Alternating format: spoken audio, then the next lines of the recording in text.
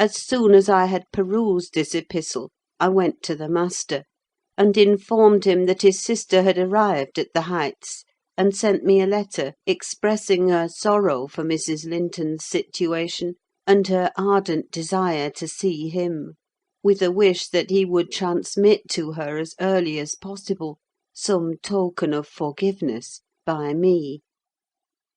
"Forgiveness!" said Linton. "I have nothing to forgive her, Ellen.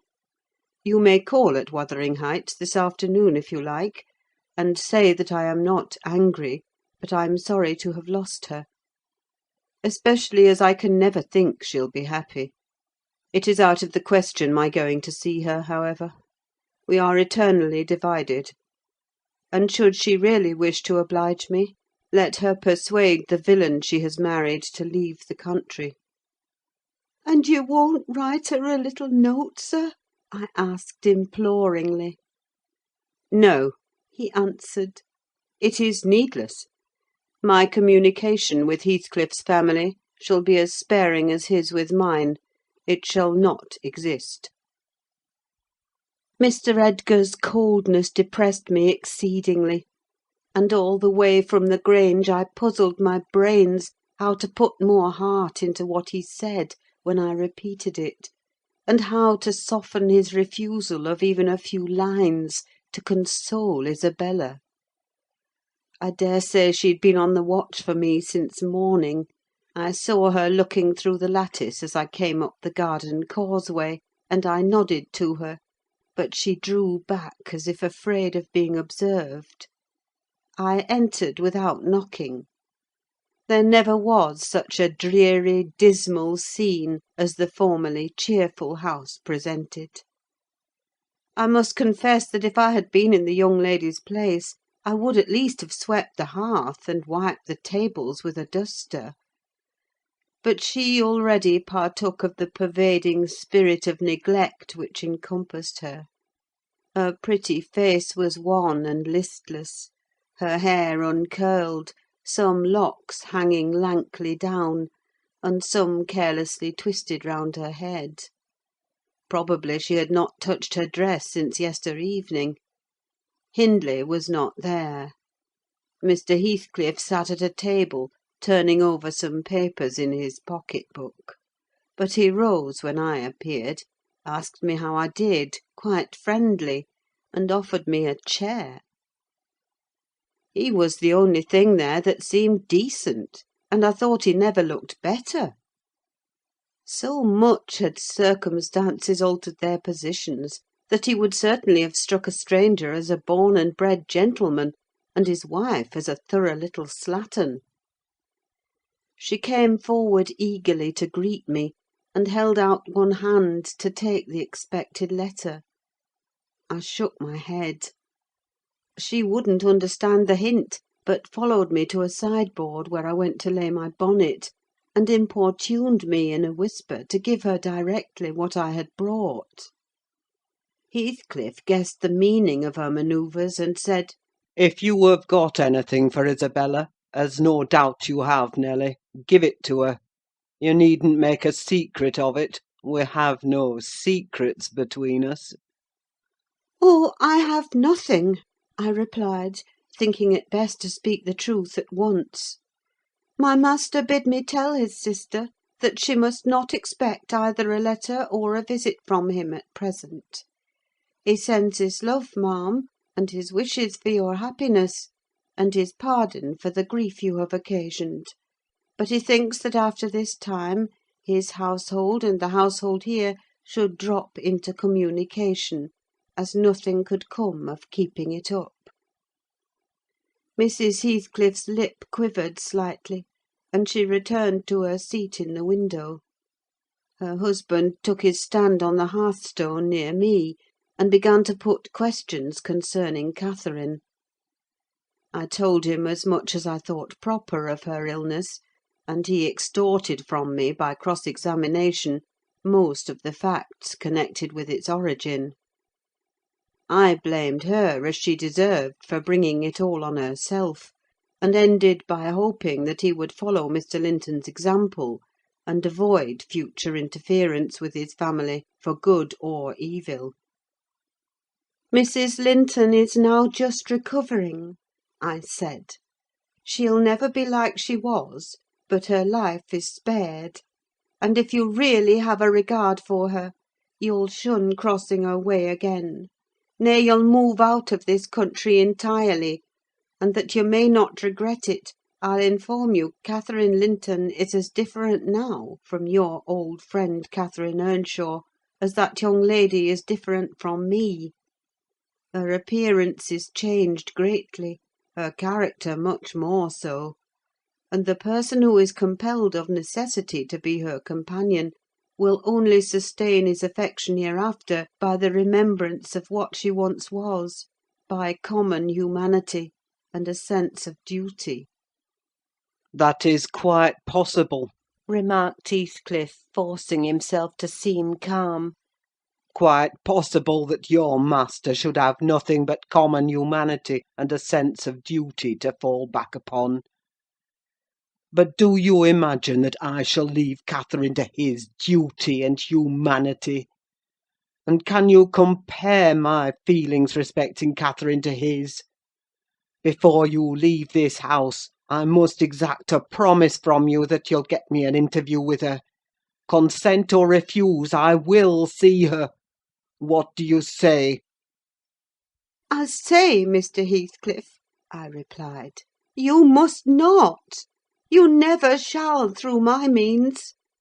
Another encounter between you and the master would kill her altogether." "With your aid, that may be avoided. He continued. And should there be danger of such an event, should he be the cause of adding a single trouble more to her existence, why, I think I shall be justified in going to extremes. I wish you had sincerity enough to tell me whether Catherine would suffer greatly from his loss. The fear that she would restrains me. And there you see the distinction between our feelings. Had he been in my place and I in his, though I hated him with a hatred that turned my life to gall, I never would have raised a hand against him. You may look incredulous if you please. I never would have banished him from her society as long as she desired his. The moment her regard ceased, I would have torn his heart out and drunk his blood; but till then, if you don't believe me, you don't know me, till then I would have died by inches before I touched a single hair of his head." "And yet," I interrupted, "you have no scruples in completely ruining all hopes of her perfect restoration, by thrusting yourself into her remembrance now, when she has nearly forgotten you, and involving her in a new tumult of discord and distress." "You suppose she has nearly forgotten me?" he said. "Oh, Nelly, you know she has not. You know as well as I do that for every thought she spends on Linton, she spends 1,000 on me. At a most miserable period of my life, I had a notion of the kind. It haunted me on my return to the neighbourhood last summer. But only her own assurance could make me admit the horrible idea again. And then Linton would be nothing, nor Hindley, nor all the dreams that ever I dreamt. 2 words would comprehend my future: death and hell. Existence after losing her would be hell. Yet I was a fool to fancy for a moment that she valued Edgar Linton's attachment more than mine. If he loved with all the powers of his puny being, he couldn't love as much in 80 years as I could in a day.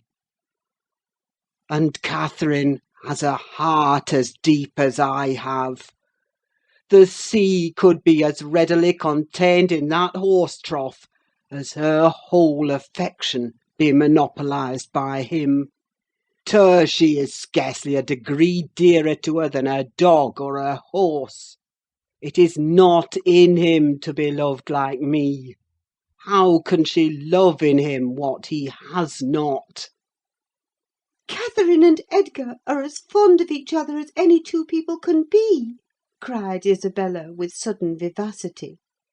"No one has a right to talk in that manner, and I won't hear my brother depreciated in silence."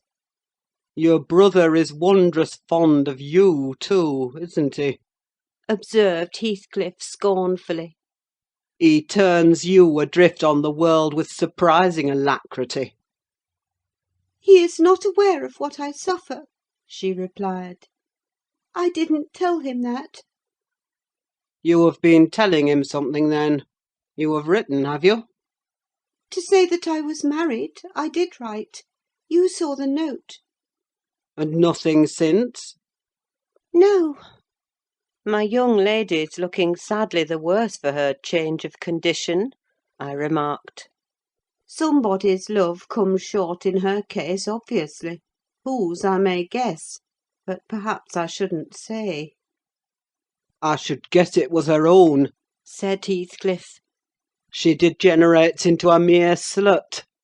She is tired of trying to please me uncommonly early. You'd hardly credit it, but the very morrow of our wedding she was weeping to go home. However, she'll suit this house so much the better for not being over nice, and I'll take care she does not disgrace me by rambling abroad. "Well, sir," returned I hope you'll consider that Mrs. Heathcliff is accustomed to be looked after and waited on, and that she's been brought up like an only daughter, whom every one was ready to serve. You must let her have a maid to keep things tidy about her, and you must treat her kindly. Whatever be your notion of Mr. Edgar, you cannot doubt that she has a capacity for strong attachments, or she wouldn't have abandoned the elegancies and comforts and friends of her former home to fix contentedly in such a wilderness as this with you." She abandoned them under a delusion, He answered. picturing in me a hero of romance, and expecting unlimited indulgences from my chivalrous devotion. I can hardly regard her in the light of a rational creature, so obstinately has she persisted in forming a fabulous notion of my character, and acting on the false impressions she cherished. But at last I think she begins to know me. I don't perceive the silly smiles and grimaces that provoked me at first, and the senseless incapability of discerning that I was in earnest when I gave her my opinion of her infatuation and herself. It was a marvellous effort of perspicacity to discover that I did not love her. I believed at one time no lessons could teach her that. And yet it is poorly learnt, for this morning she announced as a piece of appalling intelligence that I had actually succeeded in making her hate me. A positive labour of Hercules, I assure you. If it be achieved, I have cause to return thanks. Can I trust your assertion, Isabella? Are you sure you hate me? If I let you alone for half a day, won't you come sighing and wheedling to me again? I dare say she would rather I had seemed all tenderness before you. It wounds her vanity to have the truth exposed. But I don't care who knows that the passion was wholly on one side, and I never told her a lie about it. She cannot accuse me of showing one bit of deceitful softness. The first thing she saw me do on coming out of the Grange was to hang up her little dog; and when she pleaded for it, the first words I uttered were a wish that I had the hanging of every being belonging to her except one. Possibly she took that exception for herself. But no brutality disgusted her. I suppose she has an innate admiration of it, if only her precious person were secure from injury. Now, was it not the depth of absurdity, of genuine idiocy, for that pitiful, slavish, mean-minded brat to dream that I could love her? Tell your master, Nelly, that I never in all my life met with such an abject thing as she is. She even disgraces the name of Linton; and I've sometimes relented from pure lack of invention in my experiments on what she could endure, and still creeps shamefully cringing back. But tell him also to set his fraternal and magisterial heart at ease, that I keep strictly within the limits of the law. I have avoided up to this period giving her the slightest right to claim a separation; and what's more, she'd thank nobody for dividing us. If she desired to go, she might. The nuisance of her presence outweighs the gratification to be derived from tormenting her. "Mr. Heathcliff," said I, "this is the talk of a madman. Your wife most likely is convinced you are mad, and for that reason she has borne with you hitherto. But now that you say she may go, she'll doubtless avail herself of the permission. You are not so bewitched, ma'am, are you, as to remain with him of your own accord?" "Take care, Ellen," answered Isabella, her eyes sparkling irefully. There was no misdoubting by their expression the full success of her partner's endeavours to make himself detested. "Don't put faith in a single word he speaks. He's a lying fiend, a monster, and not a human being.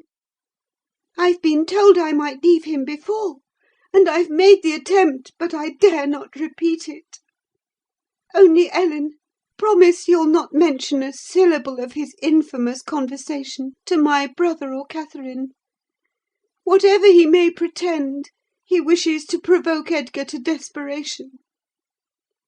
He says he has married me on purpose to obtain power over him, and he shan't obtain it. I'll die first. I just hope, I pray, that he may forget his diabolical prudence and kill me. The single pleasure I can imagine is to die, or to see him dead." There, that will do for the present. said Heathcliff.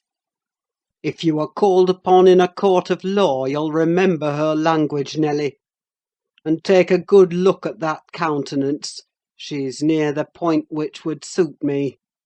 No, you're not fit to be your own guardian, Isabella, now; and I, being your legal protector, must retain you in my custody, however distasteful the obligation may be. Go upstairs.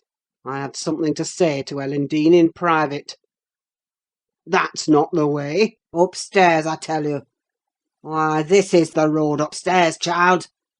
He seized and thrust her from the room, and returned muttering, "I have no pity.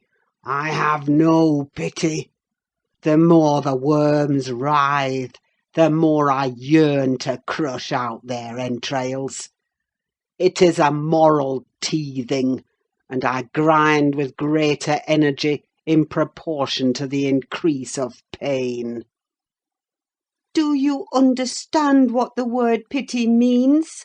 I said, hastening to resume my bonnet. "Did you ever feel a touch of it in your life?" "Put that down," he interrupted, perceiving my intention to depart. "You are not going yet. Come here now, Nelly. I must either persuade or compel you to aid me in fulfilling my determination to see Catherine, and that without delay. I swear that I meditate no harm. I don't desire to cause any disturbance, or to exasperate or insult Mr. Linton. I only wish to hear from herself how she is, and why she has been ill, and to ask if anything that I could do would be of use to her. Last night I was in the Grange garden 6 hours, and I'll return there to-night, and every night I'll haunt the place, and every day, till I find an opportunity of entering. If Edgar Linton meets me, I shall not hesitate to knock him down, and give him enough to ensure his quiescence while I stay. If his servants oppose me, I shall threaten them off with these pistols. But wouldn't it be better to prevent my coming in contact with them or their master? And you could do it so easily. I'd warn you when I came, and then you might let me in unobserved as soon as she was alone, and watch till I departed, your conscience quite calm. You would be hindering mischief." I protested against playing that treacherous part in my employer's house; and besides, I urged the cruelty and selfishness of his destroying Mrs. Linton's tranquillity for his satisfaction. "The commonest occurrence startles her painfully," I said. "She's all nerves, and she couldn't bear the surprise, I'm positive. Don't persist, sir, or else I shall be obliged to inform my master of your designs, and he'll take measures to secure his house and its inmates from any such unwarrantable intrusions." "In that case, I'll take measures to secure you, woman!" exclaimed Heathcliff. "You shall not leave Wuthering Heights till to-morrow morning. It is a foolish story to assert that Catherine could not bear to see me; and as to surprising her, I don't desire it. You must prepare her. Ask her if I may come. You say she never mentions my name, and that I'm never mentioned to her. To whom should she mention me, if I'm a forbidden topic in the house? She thinks you are all spies for her husband. Oh, I've no doubt she's in hell among you. I guess by her silence as much as anything what she feels. You say she is often restless and anxious-looking. Is that a proof of tranquillity? You talk of her mind being unsettled. How the devil could it be otherwise in her frightful isolation? And that insipid, paltry creature attending her from duty and humanity, from pity and charity! He might as well plant an oak in a flower-pot and expect it to thrive, as imagine he can restore her to vigour in the soil of his shallow cares. Let us settle it at once. Will you stay here, and am I to fight my way to Catherine over Linton and his footman? Or will you be my friend, as you have been hitherto, and do what I request? Decide, because there is no reason for my lingering another minute, if you persist in your stubborn ill nature." Well, Mr. Lockwood, I argued and complained, and flatly refused him 50 times; but in the long run he forced me to an agreement. I engaged to carry a letter from him to my mistress, and should she consent, I promised to let him have intelligence of Linton's next absence from home, when he might come and get in as he was able. I wouldn't be there, and my fellow servants should be equally out of the way. Was it right or wrong? I fear it was wrong, though expedient.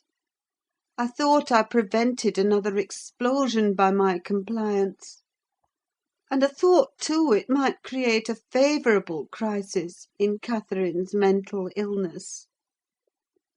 And then I remembered Mr. Edgar's stern rebuke of my carrying tales, and I tried to smooth away all disquietude on the subject by affirming with frequent iteration that betrayal of trust, if it merited so harsh an appellation, should be the last. Notwithstanding, my journey homeward was sadder than my journey thither; and many misgivings I had, ere I could prevail on myself to put the missive into Mrs. Linton's hand. But here is Kenneth. I'll go down and tell him how much better you are. My history is dree, as we say, and will serve to while away another morning." "Dree and dreary! I reflected, as the good woman descended to receive the doctor, and not exactly of the kind which I should have chosen to amuse me. But never mind, I'll extract wholesome medicines from Mrs. Dean's bitter herbs. And firstly, let me beware of the fascination that lurks in Catherine Heathcliff's brilliant eyes. I should be in a curious taking if I surrendered my heart to that young person, and the daughter turned out a second edition of the mother. Another week over, and I am so many days nearer health and spring. I have now heard all my neighbours' history at different sittings, as the housekeeper could spare time from more important occupations. I'll continue it in her own words, only a little condensed. She is, on the whole, a very fair narrator, and I don't think I could improve her style. In the evening, she said, the evening of my visit to the Heights, I knew, as well as if I saw him, that Mr. Heathcliff was about the place, and I shunned going out, because I still carried his letter in my pocket, and didn't want to be threatened or teased any more. I had made up my mind not to give it till my master went out somewhere, as I could not guess how its receipt would affect Catherine. The consequence was that it did not reach her before the lapse of 3 days. The 4th was Sunday, and I brought it into her room after the family were gone to church. There was a manservant left to keep the house with me, and we generally made a practice of locking the doors during the hours of service; but on that occasion the weather was so warm and pleasant that I set them wide open, and to fulfil my engagement, as I knew who would be coming, I told my companion that the mistress wished very much for some oranges, and he must run over to the village and get a few, to be paid for on the morrow. He departed, and I went upstairs. Mrs. Linton sat in a loose white dress, with a light shawl over her shoulders, in the recess of the open window, as usual. Her thick, long hair had been partly removed at the beginning of her illness, and now she wore it simply combed in its natural tresses over her temples and neck. Her appearance was altered, as I had told Heathcliff; but when she was calm, there seemed unearthly beauty in the change. The flash of her eyes had been succeeded by a dreamy and melancholy softness. They no longer gave the impression of looking at the objects around her: they appeared always to gaze beyond, and far beyond; you would have said, out of this world. Then the paleness of her face, its haggard aspect having vanished as she recovered flesh, and the peculiar expression arising from her mental state, though painfully suggestive of their causes, added to the touching interest which she awakened, and, invariably to me, I know, and to any person who saw her, I should think, refuted more tangible proofs of convalescence, and stamped her as one doomed to decay. A book lay spread on the sill before her, and the scarcely perceptible wind fluttered its leaves at intervals. I believe Linton had laid it there, for she never endeavoured to divert herself with reading, or occupation of any kind, and he would spend many an hour in trying to entice her attention to some subject which had formerly been her amusement. She was conscious of his aim, and in her better moods endured his efforts placidly, only showing their uselessness by now and then suppressing a wearied sigh, and checking him at last with the saddest of smiles and kisses. At other times she would turn petulantly away, and hide her face in her hands, or even push him off angrily; and then he took care to let her alone, for he was certain of doing no good. Gimmerton chapel bells were still ringing, and the full, mellow flow of the beck in the valley came soothingly on the ear. It was a sweet substitute for the yet absent murmur of the summer foliage, which drowned that music about the Grange when the trees were in leaf. At Wuthering Heights it always sounded on quiet days following a great thaw, or a season of steady rain; and of Wuthering Heights Catherine was thinking as she listened. That is, if she thought or listened at all. But she had the vague, distant look I mentioned before, which expressed no recognition of material things, either by ear or eye. "There's a letter for you, Mrs. Linton," I said, gently inserting it in one hand that rested on her knee. "You must read it immediately, because it wants an answer. Shall I break the seal?" "Yes," she answered, without altering the direction of her eyes. I opened it. It was very short. "Now," I continued, "read it." She drew away her hand, and let it fall. I replaced it in her lap, and stood waiting till it should please her to glance down. But that movement was so long delayed that at last I resumed, "Must I read it, ma'am? It is from Mr. Heathcliff." There was a start, and a troubled gleam of recollection, and a struggle to arrange her ideas. She lifted the letter and seemed to peruse it, and when she came to the signature she sighed. Yet still I found she had not gathered its import, for, upon my desiring to hear her reply, she merely pointed to the name, and gazed at me with mournful and questioning eagerness. "Well, he wishes to see you," said I, guessing her need of an interpreter. "He's in the garden by this time, and impatient to know what answer I shall bring."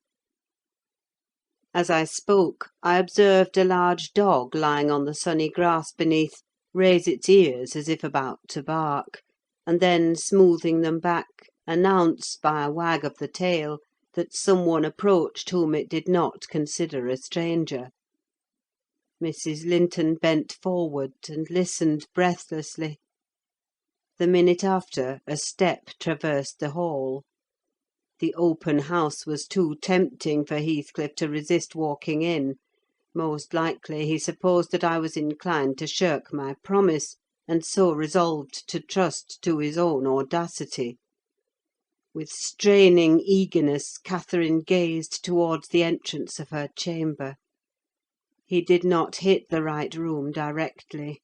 She motioned me to admit him, but he found it out ere I could reach the door, and in a stride or two was at her side, and had her grasped in his arms. He neither spoke nor loosed his hold for some 5 minutes, during which period he bestowed more kisses than ever he gave in his life before, I daresay. But then my mistress had kissed him first, and I plainly saw that he could hardly bear, for downright agony, to look into her face. The same conviction had stricken him as me from the instant he beheld her, that there was no prospect of ultimate recovery there. She was fated, sure to die. "Oh, Cathy! Oh, my life! How can I bear it?" Was the first sentence he uttered, in a tone that did not seek to disguise his despair. And now he stared at her so earnestly that I thought the very intensity of his gaze would bring tears into his eyes. But they burned with anguish: they did not melt. "What now?" said Catherine, leaning back and returning his look with a suddenly clouded brow. Her humour was a mere vein for constantly varying caprices. "You and Edgar have broken my heart, Heathcliff; and you both come to bewail the deed to me, as if you were the people to be pitied. I shall not pity you, not I. You have killed me, and thriven on it, I think. How strong you are! How many years do you mean to live after I am gone?" Heathcliff had knelt on one knee to embrace her. He attempted to rise, but she seized his hair and kept him down. "I wish I could hold you," she continued bitterly, "till we were both dead. I shouldn't care what you suffered. I care nothing for your sufferings. Why shouldn't you suffer? I do. Will you forget me? Will you be happy when I'm in the earth? Will you say 20 years hence, 'That's the grave of Catherine Earnshaw. I loved her long ago, and was wretched to lose her; but it is past. I've loved many others since. My children are dearer to me than she was; and at death I shall not rejoice that I'm going to her. I shall be sorry that I must leave them. Will you say so, Heathcliff?" Don't torture me till I'm as mad as yourself!" cried he, wrenching his head free, and grinding his teeth. The two, to a cool spectator, made a strange and fearful picture. Well might Catherine deem that heaven would be a land of exile to her, unless with her mortal body she cast away her moral character also. Her present countenance had a wild vindictiveness in its white cheek, and a bloodless lip and scintillating eye; and she retained in her closed fingers a portion of the locks she had been grasping. As to her companion, while raising himself with one hand, he had taken her arm with the other, and so inadequate was his stock of gentleness to the requirements of her condition, that on his letting go I saw 4 distinct impressions left blue in the colourless skin. "Are you possessed with a devil?" he pursued savagely. "To talk in that manner to me when you are dying? Do you reflect that all those words will be branded in my memory, and eating deeper eternally after you have left me? You know you lie to say I have killed you; and, Catherine, you know that I could as soon forget you as my existence. Is it not sufficient for your infernal selfishness that while you are at peace I shall writhe in the torments of hell?" "I shall not be at peace," moaned Catherine, recalled to a sense of physical weakness by the violent, unequal throbbing of her heart, which beat visibly and audibly under this excess of agitation. She said nothing further till the paroxysm was over. Then she continued, more kindly— "I'm not wishing you greater torment than I have, Heathcliff. I only wish us never to be parted. And should a word of mine distress you hereafter, think I feel the same distress underground, and for my own sake forgive me. Come here and kneel down again. You never harmed me in your life. Nay, if you nurse anger, that will be worse to remember than my harsh words. Won't you come here again? Do!" Heathcliff went to the back of her chair and leant over, but not so far as to let her see his face, which was livid with emotion. She bent round to look at him: he would not permit it.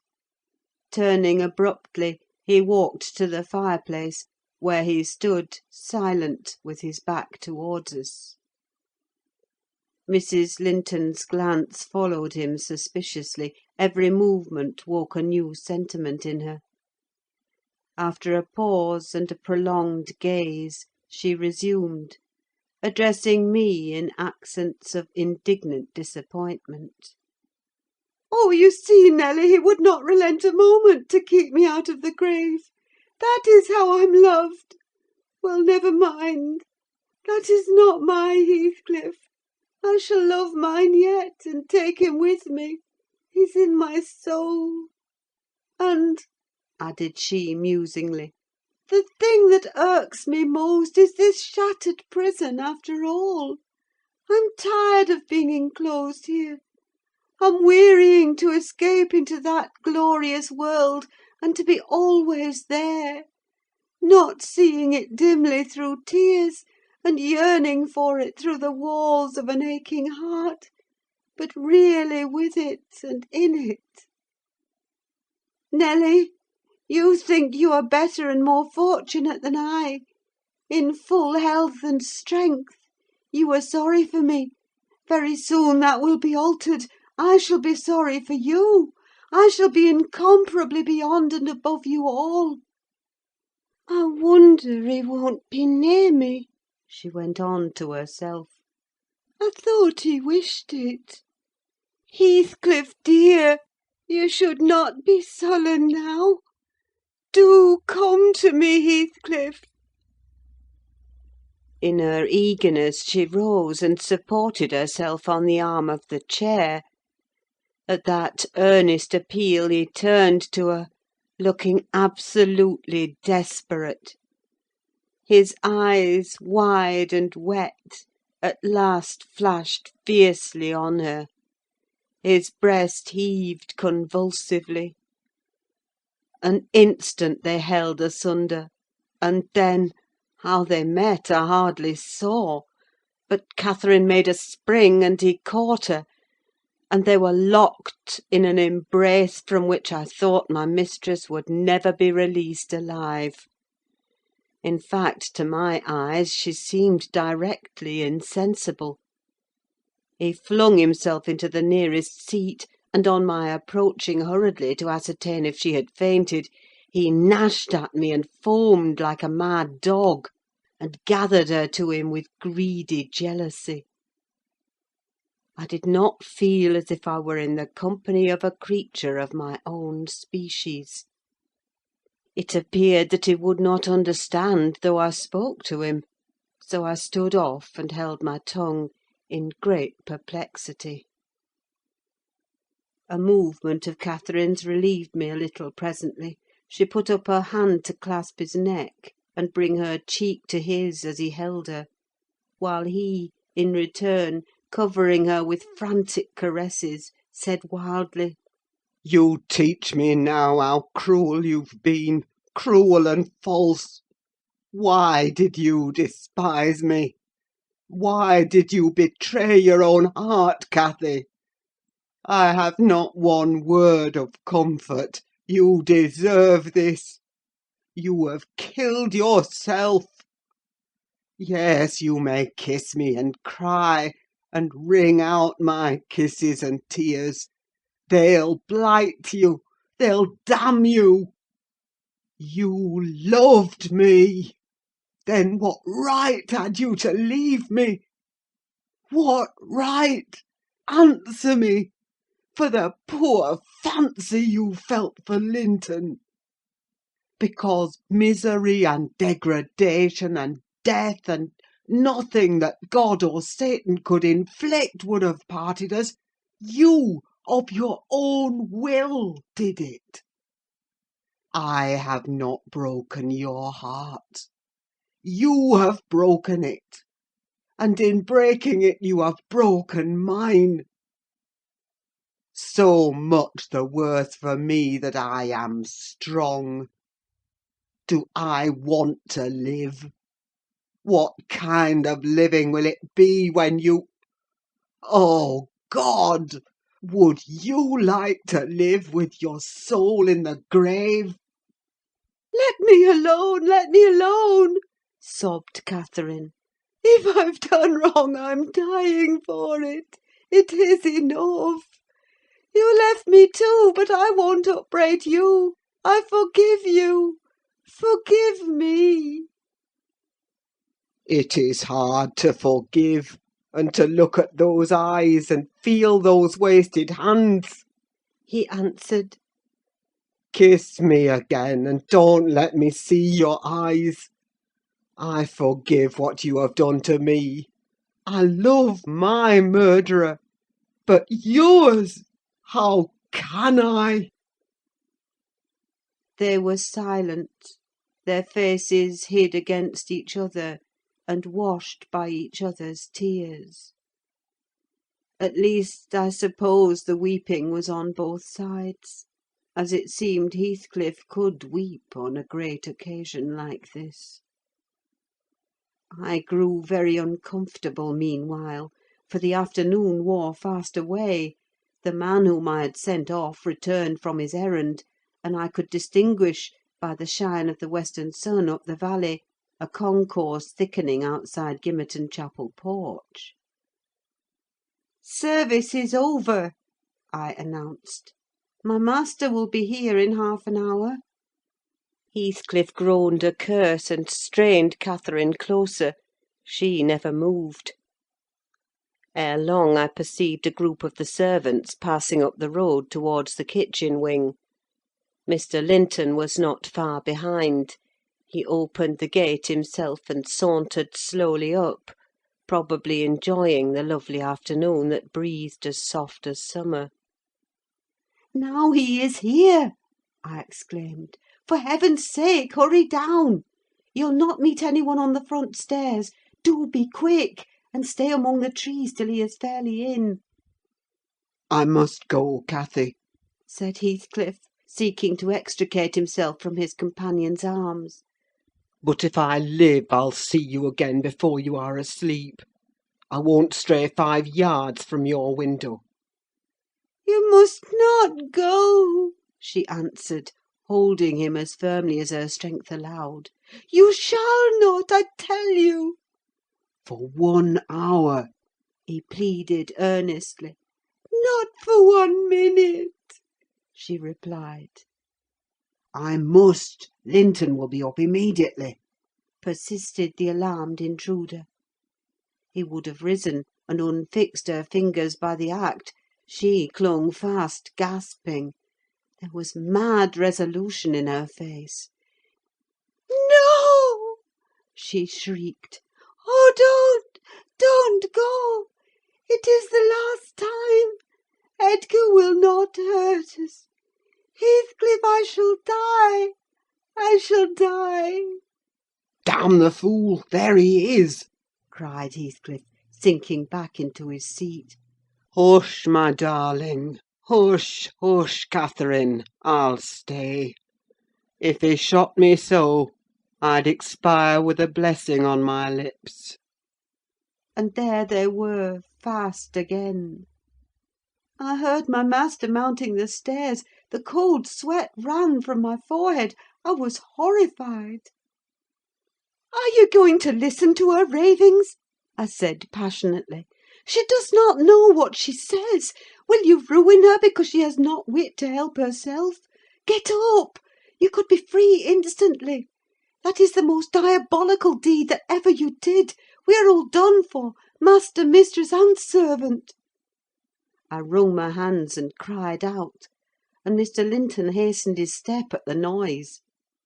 In the midst of my agitation, I was sincerely glad to observe that Catherine's arms had fallen relaxed, and her head hung down.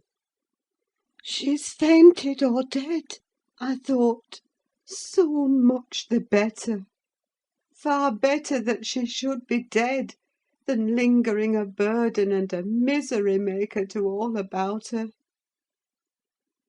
Edgar sprang to his unbidden guest, blanched with astonishment and rage. What he meant to do I cannot tell; however, the other stopped all demonstrations at once by placing the lifeless-looking form in his arms. Look there! He said.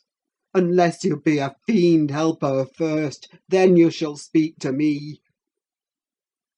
He walked into the parlour and sat down.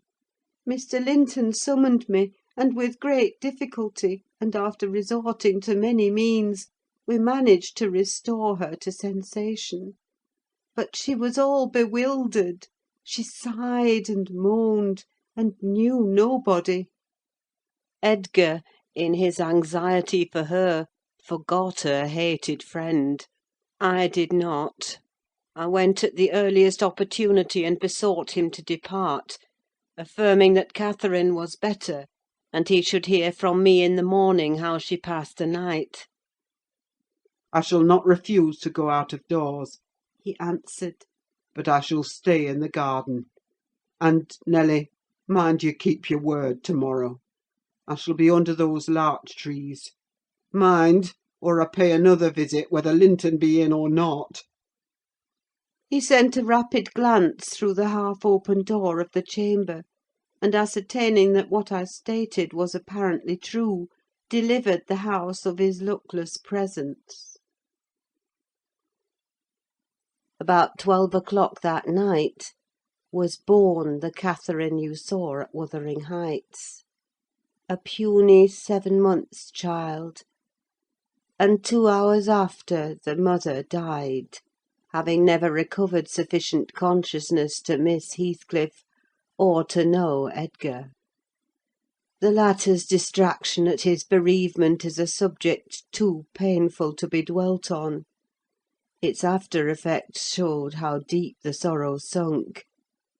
A great addition, in my eyes, was his being left without an heir. I bemoaned that as I gazed on the feeble orphan, and I mentally abused old Linton for, what was only natural partiality, the securing his estate to his own daughter instead of his son's. An unwelcomed infant it was, poor thing! It might have wailed out of life, and nobody cared a morsel during those first hours of existence. We redeemed the neglect afterwards, but its beginning was as friendless as its end is likely to be. Next morning, bright and cheerful out of doors, stole, softened, in through the blinds of the silent room, and suffused the couch and its occupant with a mellow, tender glow. Edgar Linton had his head laid on the pillow, and his eyes shut. His young and fair features were almost as death-like as those of the form beside him, and almost as fixed. But his was the hush of exhausted anguish, and hers of perfect peace. Her brow smooth, her lids closed, her lips wearing the expression of a smile. No angel in heaven could be more beautiful than she appeared, and I partook of the infinite calm in which she lay. My mind was never in a holier frame than while I gazed on that untroubled image of divine rest. I instinctively echoed the words she had uttered a few hours before: incomparably beyond and above us all.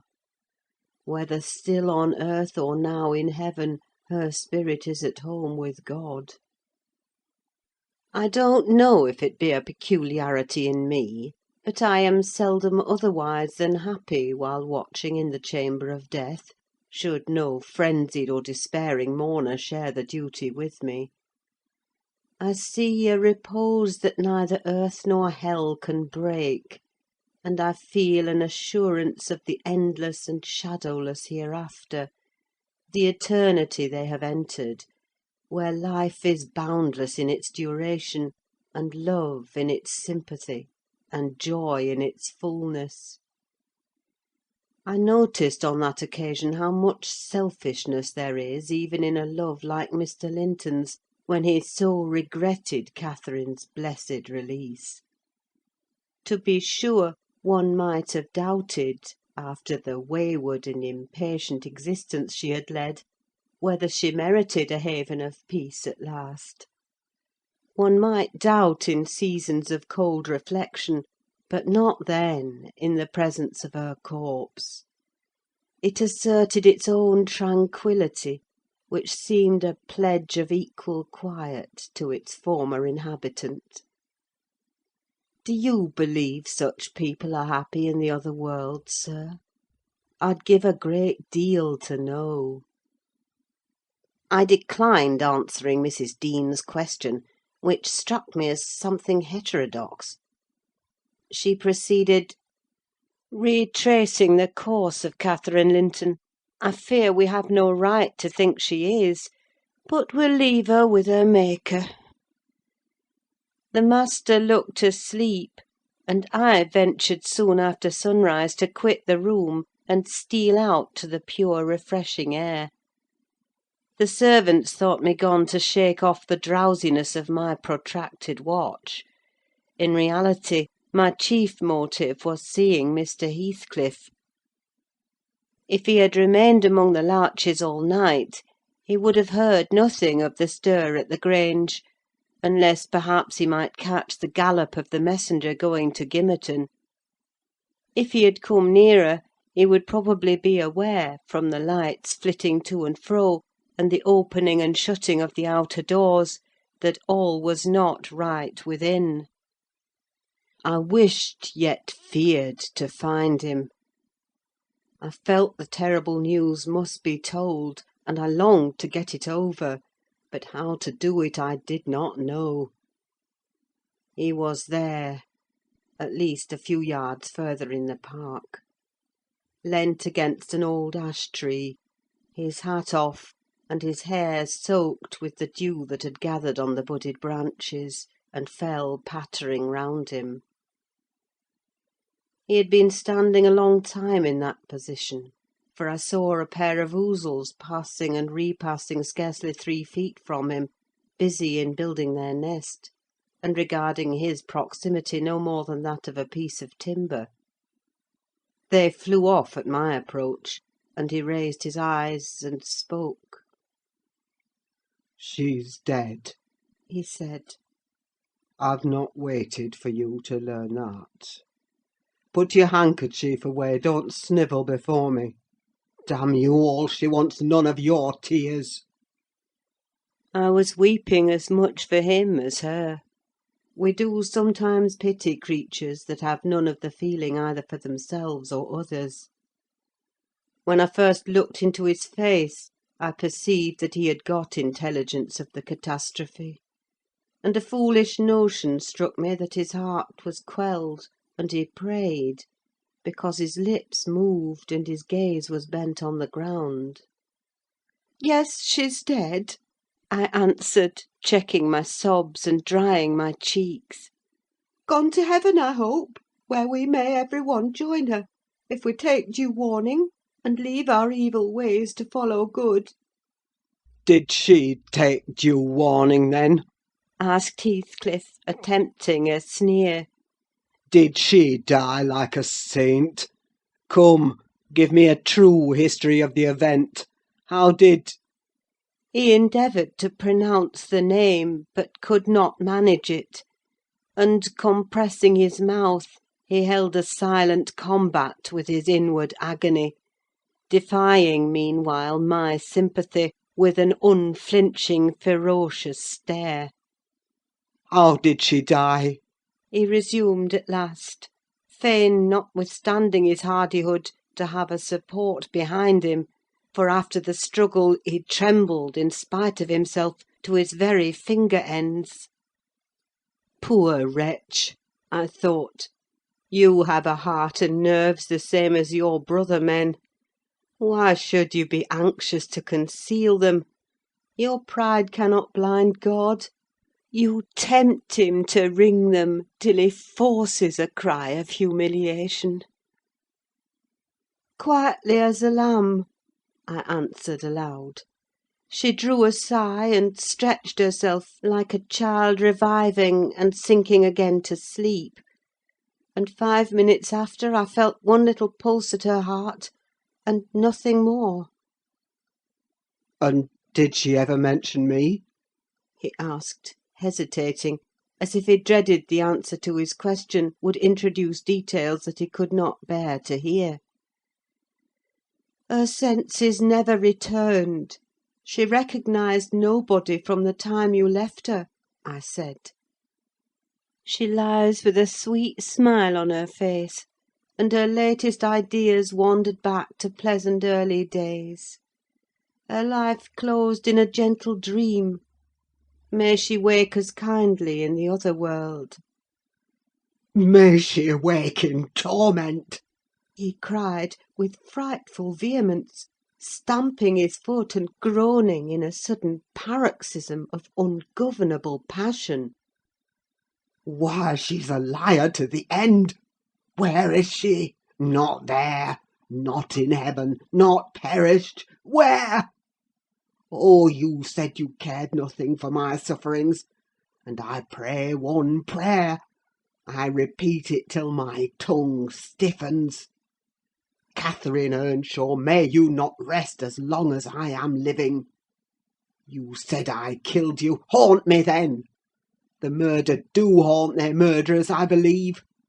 I know that ghosts have wandered on earth. Be with me always. Take any form. Drive me mad.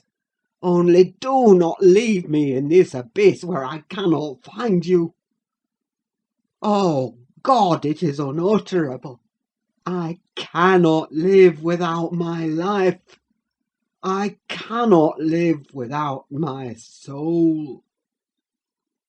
He dashed his head against the knotted trunk, and lifting up his eyes, howled, not like a man, but like a savage beast, being goaded to death with knives and spears.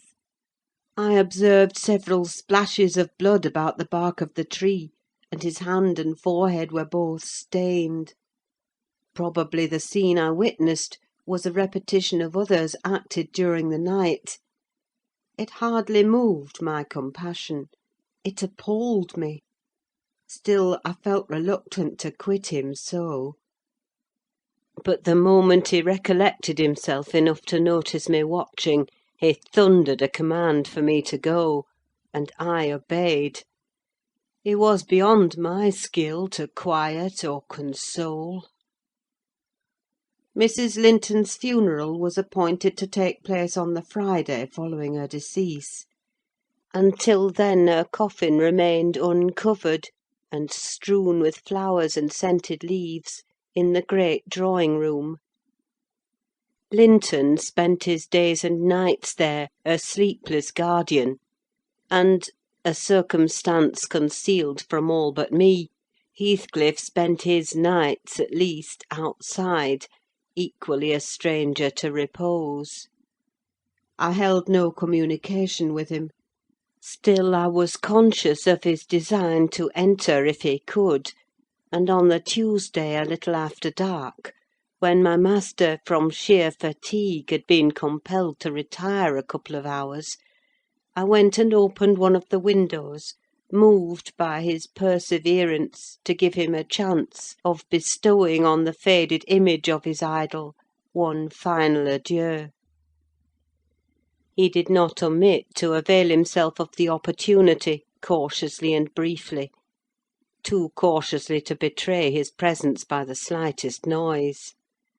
Indeed, I shouldn't have discovered that he had been there, except for the disarrangement of the drapery about the corpse's face, and for observing on the floor a curl of light hair, fastened with a silver thread, which, on examination, I ascertained to have been taken from a locket hung round Catherine's neck.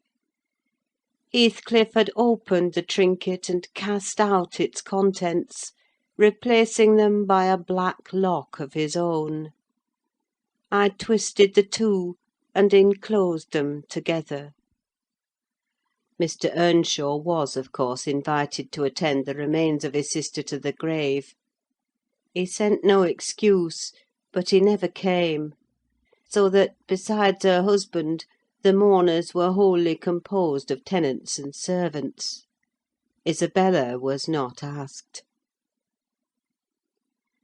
The place of Catherine's interment, to the surprise of the villagers, was neither in the chapel under the carved monument of the Lintons, nor yet by the tombs of her own relations outside. It was dug on a green slope in a corner of the kirkyard, where the wall is so low that heath and bilberry plants have climbed over it from the moor, and peat mould almost buries it. Her husband lies in the same spot now, and they have each a simple headstone above, and a plain grey block at their feet, to mark the graves.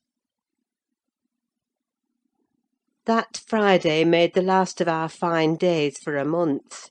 In the evening the weather broke. The wind shifted from south to north-east, and brought rain first, and then sleet and snow. On the morrow one could hardly imagine that there had been 3 weeks of summer. The primroses and crocuses were hidden under wintry drifts. The larks were silent, the young leaves of the early trees smitten and blackened. And dreary and chill and dismal that morrow did creep over. My master kept his room. I took possession of the lonely parlour, converting it into a nursery; and there I was, sitting with the moaning doll of a child laid on my knee, rocking it to and fro, and watching meanwhile the still driving flakes build up the uncurtained window, when the door opened, and some person entered out of breath and laughing. My anger was greater than my astonishment for a minute. I supposed it one of the maids, and I cried, "Have done! How dare you show your giddiness here? What would Mr. Linton say if he heard you?" "Excuse me," answered a familiar voice.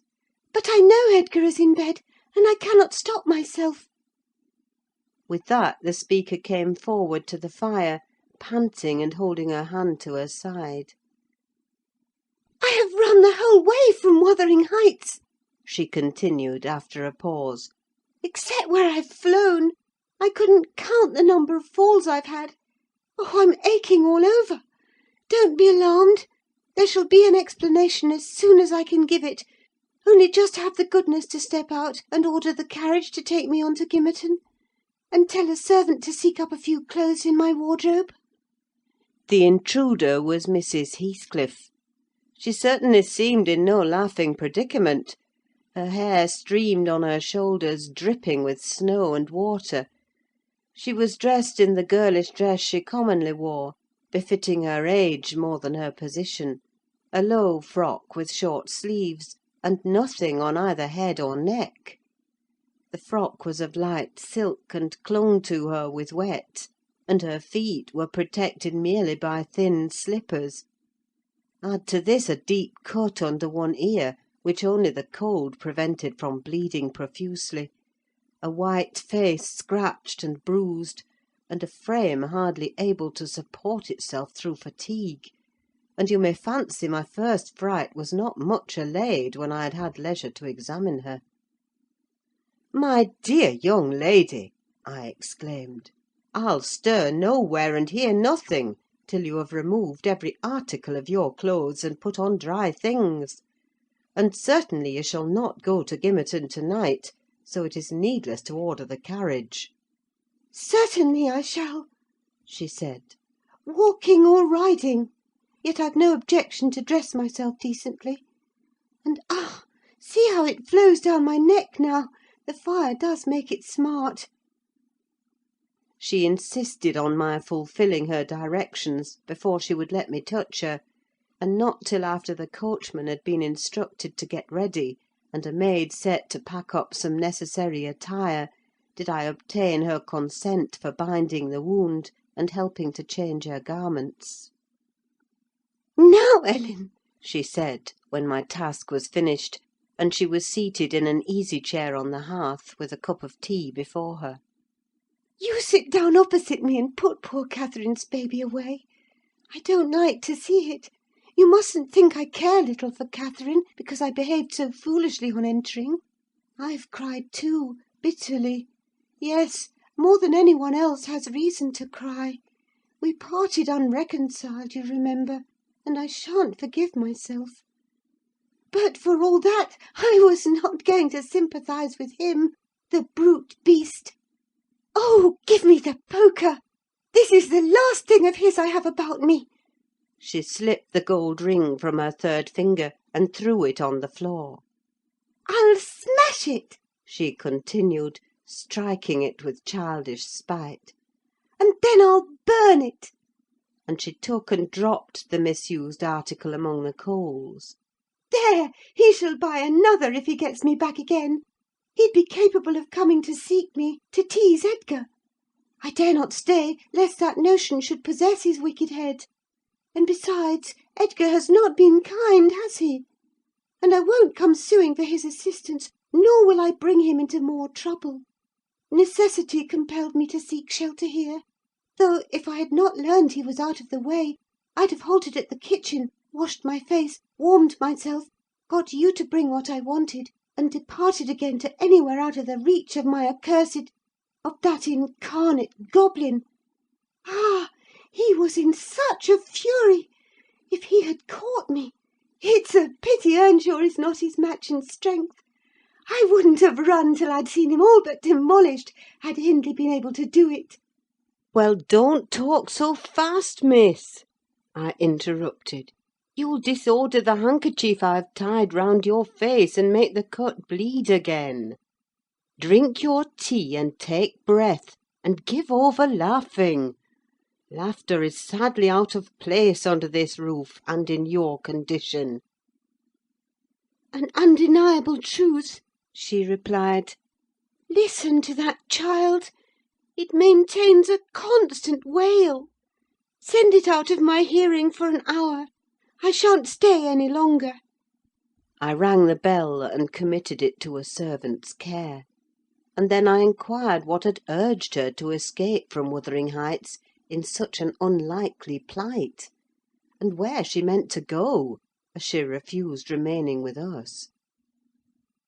"I ought, and I wished to remain," answered she, "to cheer Edgar and take care of the baby, for two things, and because the Grange is my right home. But I tell you he wouldn't let me. Do you think he could bear to see me grow fat and merry? Could bear to think that we were tranquil, and not resolve on poisoning our comfort? Now I have the satisfaction of being sure that he detests me, to the point of its annoying him seriously to have me within earshot or eyesight. I notice, when I enter his presence, the muscles of his countenance are involuntarily distorted into an expression of hatred, partly arising from his knowledge of the good causes I have to feel that sentiment for him, and partly from original aversion. It is strong enough to make me feel pretty certain that he would not chase me over England, supposing I contrived a clear escape, and therefore I must get quite away. I've recovered from my first desire to be killed by him. I'd rather he killed himself. He has extinguished my love effectually, and so I'm at my ease. I can recollect yet how I loved him, and can dimly imagine that I could still be loving him if... No, no! Even if he had doted on me, the devilish nature would have revealed its existence somehow. Catherine had an awfully perverted taste to esteem him so dearly, knowing him so well. Monster! Would that he could be blotted out of creation and out of my memory!" "Hush, hush! He's a human being," I said. "Be more charitable. There are worse men than he is yet." "He's not a human being," she retorted, "and he has no claim on my charity. I gave him my heart, and he took and pinched it to death, and flung it back to me. People feel with their hearts, Ellen; and since he has destroyed mine, I have not power to feel for him, and I would not, though he groaned from this to his dying day, and wept tears of blood for Catherine. No, indeed, indeed, I wouldn't." And here Isabella began to cry, but immediately dashing the water from her lashes, she recommenced. "You asked what has driven me to flight at last. I was compelled to attempt it, because I had succeeded in rousing his rage a pitch above his malignity. Pulling out the nerves with red-hot pincers requires more coolness than knocking on the head, He was worked up to forget the fiendish prudence he boasted of, and proceeded to murderous violence. I experienced pleasure in being able to exasperate him. The sense of pleasure woke my instinct of self-preservation, so I fairly broke free. And if ever I come into his hands again, he is welcome to a signal revenge. Yesterday, you know, Mr. Earnshaw should have been at the funeral. He kept himself sober for the purpose, tolerably sober, not going to bed mad at 6 o'clock and getting up drunk at 12. Consequently, he rose in suicidal low spirits, as fit for the church as for a dance, and instead he sat down by the fire and swallowed gin or brandy by tumblerfuls. Heathcliff, I shudder to name him, has been a stranger in the house from last Sunday till to-day. Whether the angels have fed him or his kin beneath, I cannot tell, but he has not eaten a meal with us for nearly a week.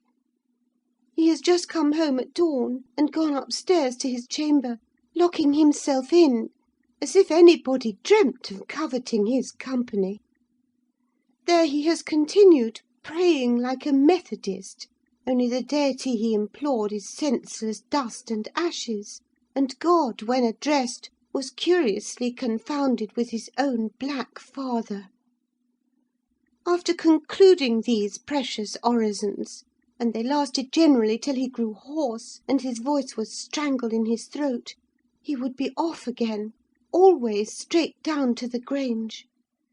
I wonder Edgar did not send for a constable and give him into custody. For me, grieved as I was about Catherine, it was impossible to avoid regarding this season of deliverance from degrading oppression as a holiday. I recovered spirits sufficient to bear Joseph's eternal lectures without weeping, and to move up and down the house less with the foot of a frightened thief than formerly. You wouldn't think that I should cry at anything Joseph could say, but he and Hareton are detestable companions. I'd rather sit with Hindley and hear his awful talk than with t' little Maister and his staunch supporter, that odious old man. When Heathcliff is in, I'm often obliged to seek the kitchen and their society, or starve among the damp uninhabited chambers. When he is not, as was the case this week, I establish a table and chair at one corner of the house fire, and never mind how Mr. Earnshaw may occupy himself, and he does not interfere with my arrangements. He is quieter now than he used to be, if no one provokes him; more sullen and depressed, and less furious. Joseph affirms he's sure he's an altered man, that the Lord has touched his heart, and he is saved so as by fire. I'm puzzled to detect signs of the favourable change, but it is not my business. Yester evening I sat in my nook reading some old books till late on towards 12.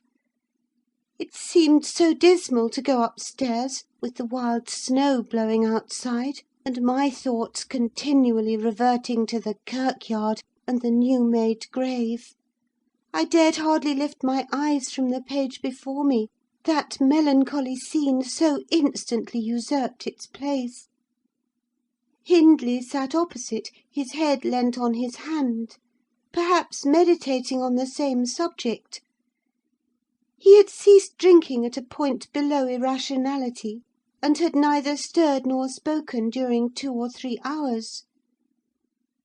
There was no sound through the house but the moaning wind, which shook the windows every now and then, the faint crackling of the coals, and the click of my snuffers as I removed at intervals the long wick of the candle.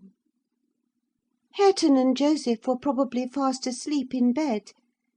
It was very, very sad; and while I read I sighed, for it seemed as if all joy had vanished from the world, never to be restored. The doleful silence was broken at length by the sound of the kitchen latch.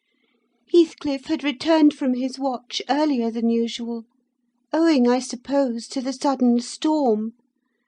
That entrance was fastened, and we heard him coming round to get in by the other. I rose with an irrepressible expression of what I felt on my lips, which induced my companion, who had been staring towards the door, to turn and look at me. "I'll keep him out 5 minutes," He exclaimed. "You won't object?" "No, you may keep him out the whole night for me," I answered. "Do put the key in the lock and draw the bolts." Earnshaw accomplished this ere his guest reached the front. He then came and brought his chair to the other side of my table, leaning over it, and searching in my eyes for a sympathy with the burning hate that gleamed from his. As he both looked and felt like an assassin, he couldn't exactly find that; but he discovered enough to encourage him to speak. "You and I," He said, "have each a great debt to settle with the man out yonder. If we were neither of us cowards, we might combine to discharge it. Are you as soft as your brother? Are you willing to endure to the last, and not once attempt a repayment?" "I'm weary of enduring now," I replied, "and I'd be glad of a retaliation that wouldn't recoil on myself. But treachery and violence are spears pointed at both ends. They wound those who resort to them worse than their enemies."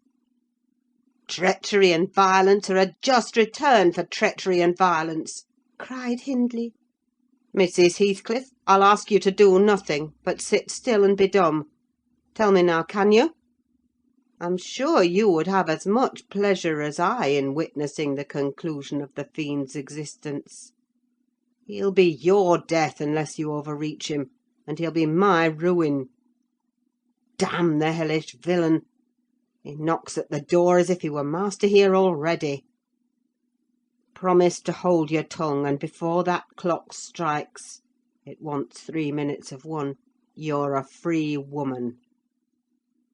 He took the implements which I described to you in my letter from his breast, and would have turned down the candle. I snatched it away, however, and seized his arm. "I'll not hold my tongue," I said. "You mustn't touch him. Let the door remain shut, and be quiet." "No, I've formed my resolution, and by God I'll execute it!" cried the desperate being. "I'll do you a kindness in spite of yourself, and Hareton justice; and you needn't trouble your head to screen me. Catherine is gone. Nobody alive would regret me, or be ashamed, though I cut my throat this minute; and it's time to make an end." I might as well have struggled with a bear, or reasoned with a lunatic. The only resource left me was to run to a lattice and warn his intended victim of the fate which awaited him. "You'd better seek shelter somewhere else to-night," I exclaimed, in rather a triumphant tone. "Mr. Earnshaw has a mind to shoot you if you persist in endeavouring to enter." "You'd better open the door, you—" he answered, addressing me by some elegant term that I don't care to repeat. "I shall not meddle in the matter," I retorted again. "Come in and get shot, if you please. I've done my duty." With that I shut the window and returned to my place by the fire, having too small a stock of hypocrisy at my command to pretend any anxiety for the danger that menaced him. Earnshaw swore passionately at me, affirming that I loved the villain yet, and calling me all sorts of names for the base spirit I evinced. And I, in my secret heart, and conscience never reproached me, thought what a blessing it would be for him should Heathcliff put him out of misery, and what a blessing for me should he send Heathcliff to his right abode. As I sat nursing these reflections, the casement behind me was banged on to the floor by a blow from the latter individual, and his black countenance looked blightingly through. The stanchion stood too close to suffer his shoulders to follow, and I smiled, exulting in my fancied security. His hair and clothes were whitened with snow, and his sharp, cannibal teeth, revealed by cold and wrath, gleamed through the dark. Isabella, let me in, or I'll make you repent. He gurned, as Joseph calls it. I cannot commit murder, I replied. Mr. Hindley stands sentinel with a knife and loaded pistol. Let me in by the kitchen door, He said. Hindley will be there before me, I answered, and that's a poor love of yours that cannot bear a shower of snow. We were left at peace in our beds as long as the summer moon shone, but the moment a blast of winter returns, you must run for shelter. Heathcliff, if I were you, I'd go stretch myself over her grave, and die like a faithful dog. The world is surely not worth living in now, is it? You had distinctly impressed on me the idea that Catherine was the whole joy of your life. I can't imagine how you think of surviving her loss. He's there, is he? Exclaimed my companion, rushing to the gap. If I can get my arm out, I can hit him. I'm afraid, Ellen, you'll set me down as really wicked, but you don't know all, so don't judge. I wouldn't have aided or abetted an attempt on even his life for anything. Wish that he were dead, I must, and therefore I was fearfully disappointed and unnerved by terror for the consequences of my taunting speech, when he flung himself on Earnshaw's weapon and wrenched it from his grasp. The charge exploded, and the knife, in springing back, closed into its owner's wrist. Heathcliff pulled it away by main force, slitting up the flesh as it passed on, and thrust it, dripping, into his pocket. He then took a stone, struck down the division between two windows, and sprang in. His adversary had fallen senseless with excessive pain, and the flow of blood that gushed from an artery or a large vein. The ruffian kicked and trampled on him, and dashed his head repeatedly against the flags, holding me with one hand, meantime, to prevent me summoning Joseph. He exerted preterhuman self-denial in abstaining from finishing him completely, but getting out of breath, he finally desisted, and dragged the apparently inanimate body onto the settle. There he tore off the sleeve of Earnshaw's coat, and bound up the wound with brutal roughness, spitting and cursing during the operation as energetically as he had kicked before. Being at liberty, I lost no time in seeking the old servant, who, having gathered by degrees the purport of my hasty tale, hurried below, gasping as he descended the steps, two at once. What is there to do now? What is there to do now? There's this to do, thundered Heathcliff. That your master's mad, and should he last another month, I'll have him to an asylum. And how the devil did you come to fasten me out, you toothless hound? Don't stand muttering and mumbling there. Come, I'm not going to nurse him. Wash that stuff away, and mind the sparks of your candle, it's more than half brandy. And so you've been murdering on him? Exclaimed Joseph, lifting his hands and eyes in horror. If ever I seed a sight like this, may the Lord... Heathcliff gave him a push on to his knees in the middle of the blood, and flung a towel to him; but instead of proceeding to dry it up, he joined his hands and began a prayer, which excited my laughter from its odd phraseology. I was in the condition of mind to be shocked at nothing. In fact, I was as reckless as some malefactors show themselves at the foot of the gallows. Oh, I forgot you, said the tyrant. You shall do that. Down with you. And you conspire with him against me, do you, viper? There, that is work fit for you. He shook me till my teeth rattled, and pitched me beside Joseph, who steadily concluded his supplications, and then rose, vowing he would set off for the Grange directly. Mr. Linton was a magistrate, and though he had 50 wives dead, he should inquire into this. He was so obstinate in his resolution that Heathcliff deemed it expedient to compel from my lips a recapitulation of what had taken place, standing over me, heaving with malevolence, as I reluctantly delivered the account in answer to his questions. It required a great deal of labour to satisfy the old man that Heathcliff was not the aggressor, especially with my hardly wrung replies. However, Mr. Earnshaw soon convinced him that he was alive still. Joseph hastened to administer a dose of spirits, and by their succour his master presently regained motion and consciousness. Heathcliff, aware that his opponent was ignorant of the treatment received while insensible, called him deliriously intoxicated, and said that he should not notice his atrocious conduct further, but advised him to get to bed. To my joy, he left us, after giving this judicious counsel, and Hindley stretched himself on the hearthstone. I departed to my own room, marvelling that I had escaped so easily. This morning, when I came down, about half an hour before noon, Mr. Earnshaw was sitting by the fire, deadly sick.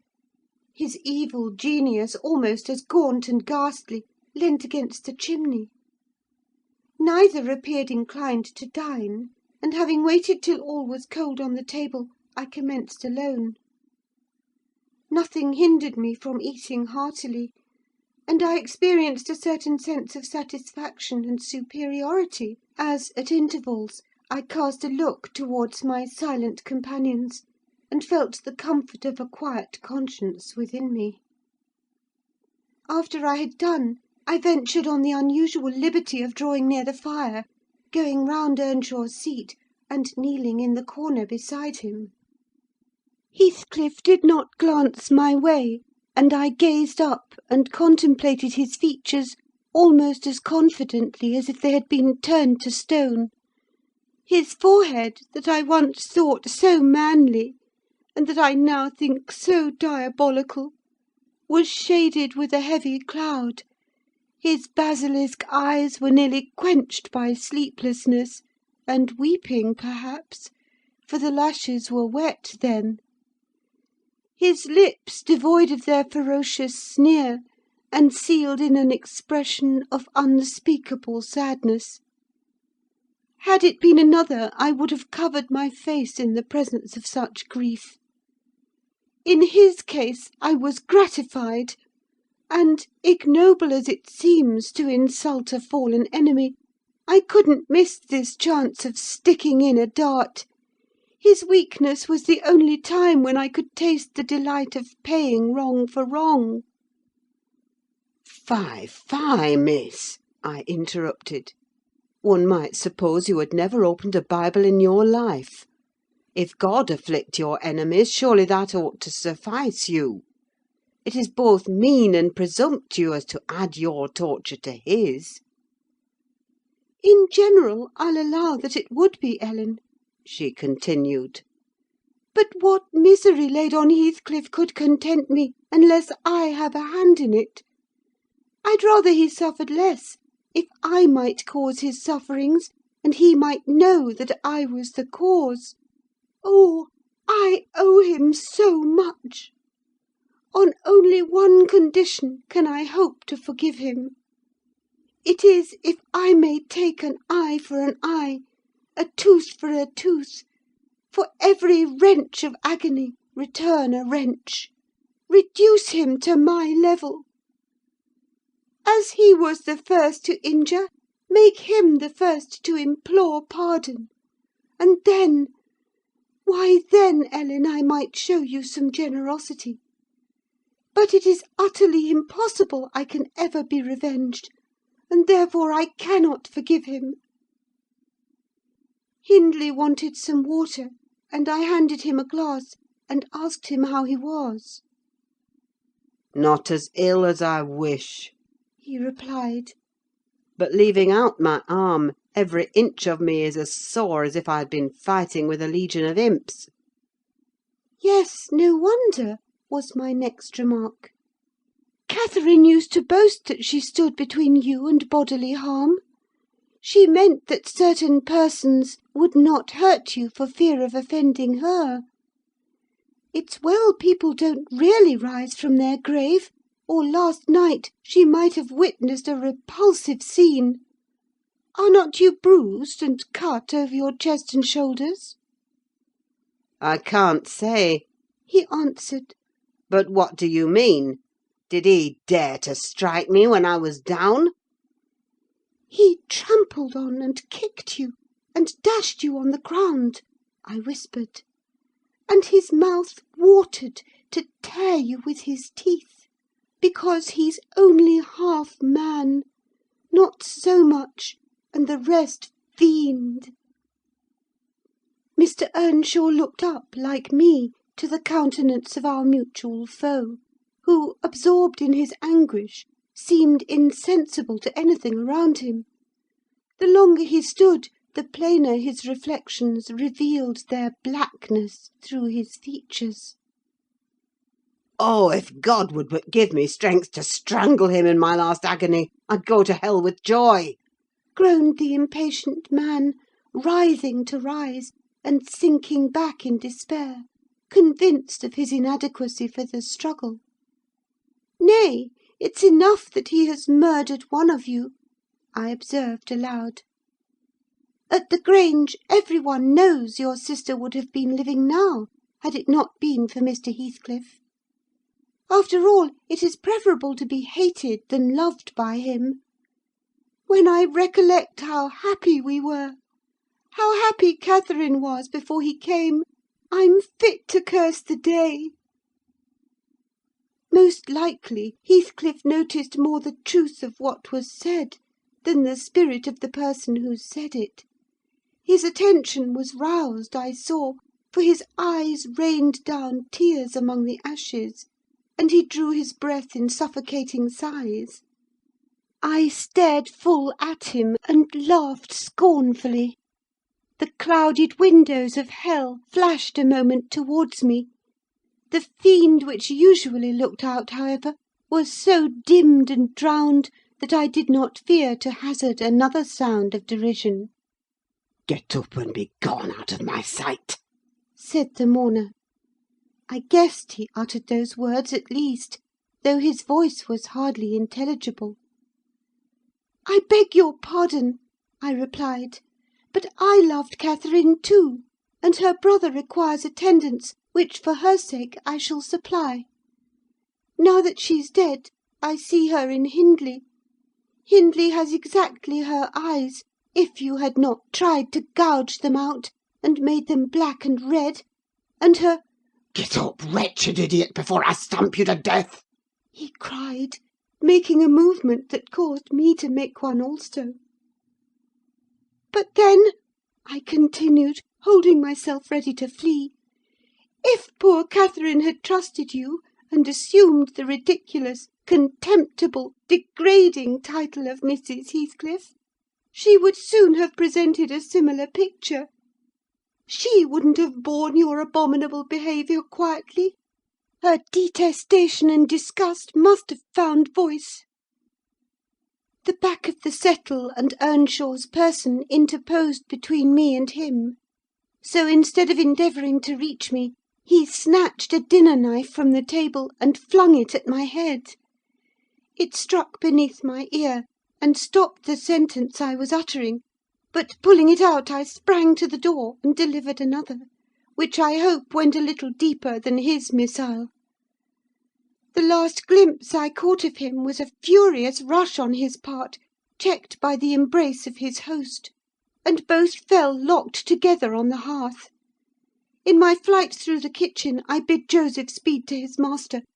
I knocked over Hareton, who was hanging a litter of puppies from a chair-back in the doorway, and, blessed as a soul escaped from purgatory, I bounded, leaped, and flew down the steep road, then, quitting its windings, shot direct across the moor, rolling over banks and wading through marshes, precipitating myself, in fact, towards the beacon light of the Grange; and far rather would I be condemned to a perpetual dwelling in the infernal regions than, even for one night, abide beneath the roof of Wuthering Heights again."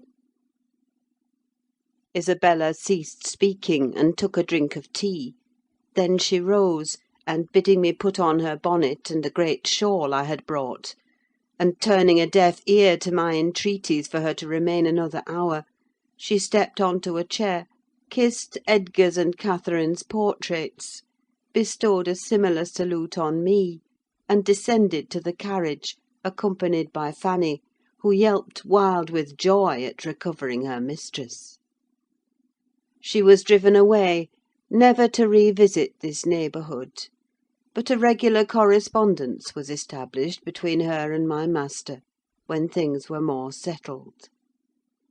I believe her new abode was in the south, near London. There she had a son born a few months subsequent to her escape. He was christened Linton, and from the first she reported him to be an ailing, peevish creature. Mr. Heathcliff, meeting me one day in the village, inquired where she lived. I refused to tell. He remarked that it was not of any moment, only she must beware of coming to her brother: she should not be with him, if he had to keep her himself. Though I would give no information, he discovered, through some of the other servants, both her place of residence and the existence of the child. Still, he didn't molest her, for which forbearance she might thank his aversion, I suppose. He often asked about the infant when he saw me, and on hearing its name, smiled grimly, and observed, "They wish me to hate it too, do they?" "I don't think they wish you to know anything about it," I answered. "But I'll have it," he said. "when I want it. They may reckon on that." Fortunately, its mother died before the time arrived: some 13 years after the decease of Catherine, when Linton was 12, or a little more.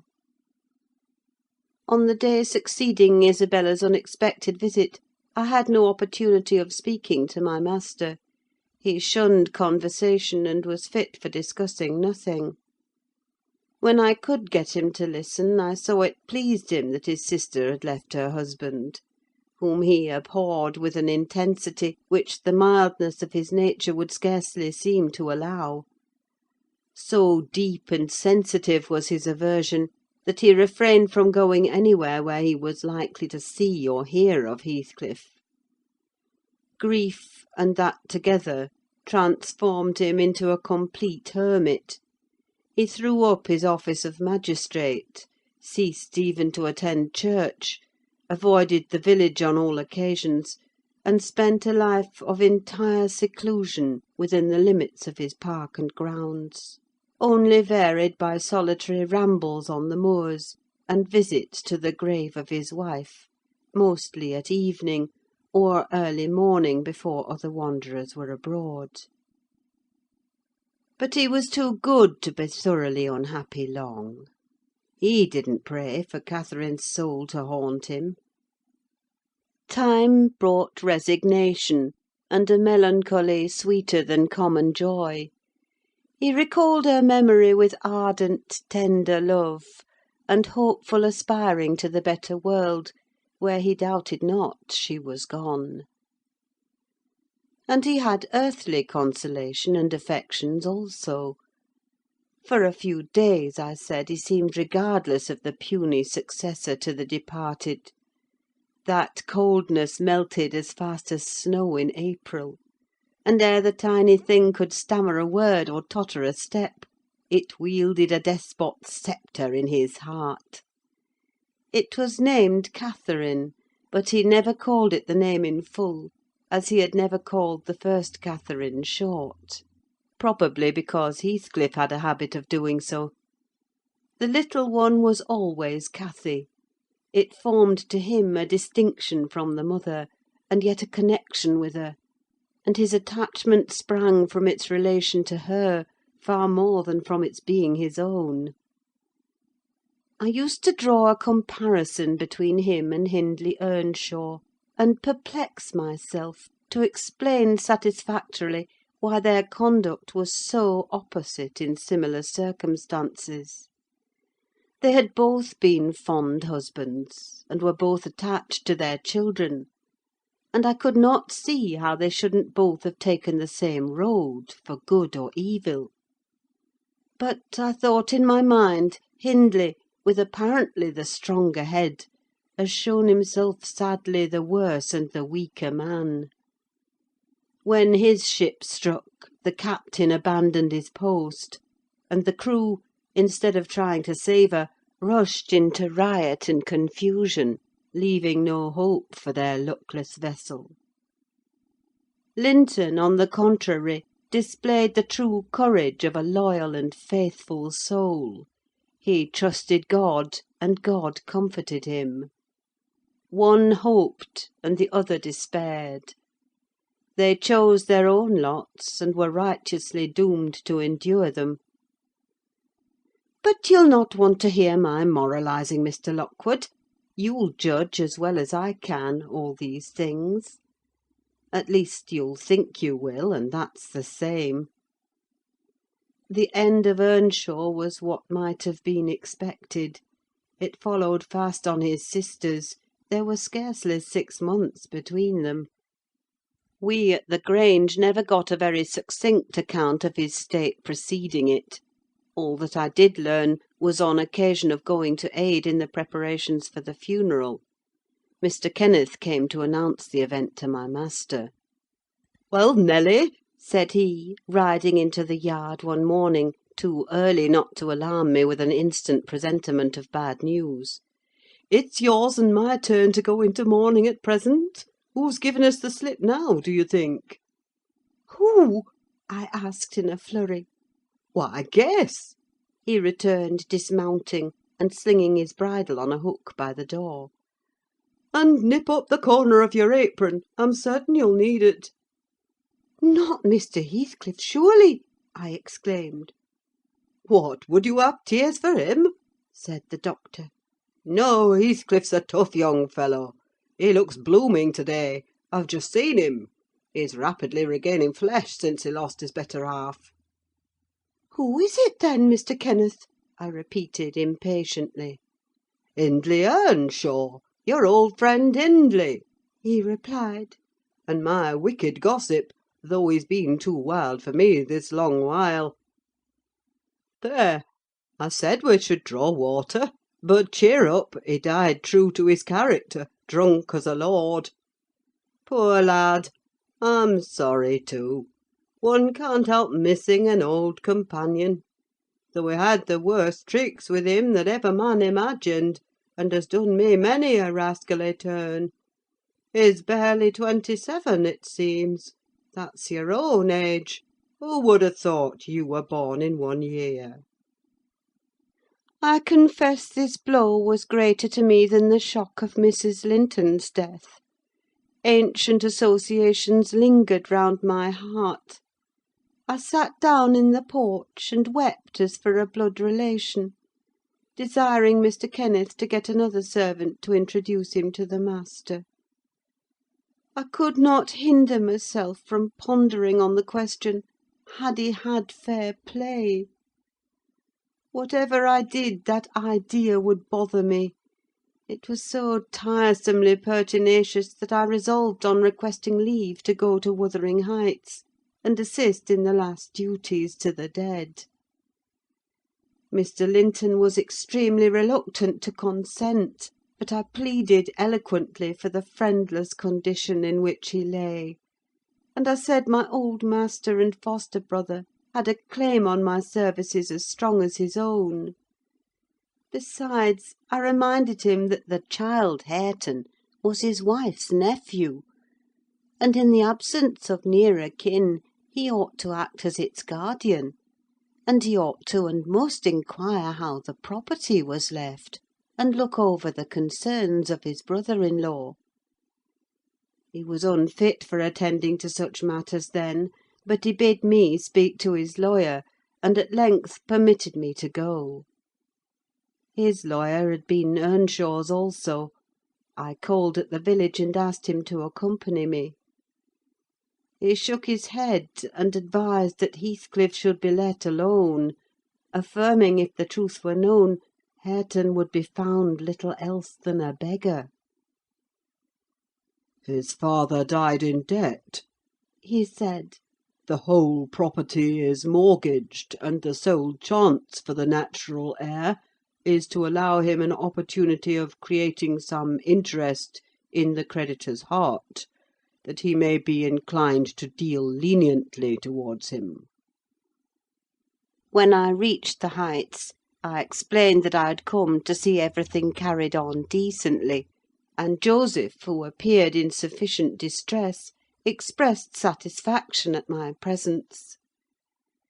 Mr. Heathcliff said he did not perceive that I was wanted, but I might stay and order the arrangements for the funeral, if I chose. Correctly. He remarked. That fool's body should be buried at the crossroads without ceremony of any kind. I happened to leave him 10 minutes yesterday afternoon, and in that interval he fastened the 2 doors of the house against me, and he has spent the night in drinking himself to death deliberately. We broke in this morning, for we heard him sporting like a horse, and there he was, laid over the settle. Flaying and scalping would not have wakened him. I sent for Kenneth, and he came, but not till the beast had changed into carrion. He was both dead and cold and stark, and so you'll allow it was useless making more stir about him. The old servant confirmed this statement, but muttered, I'd rather he'd gone himself, doctor. I should ha' tent up the maister better nor him, and he warn't dead when I left, not sort. I insisted on the funeral being respectable. Mr. Heathcliff said I might have my own way there too, only he desired me to remember that the money for the whole affair came out of his pocket. He maintained a hard, careless deportment, indicative of neither joy nor sorrow.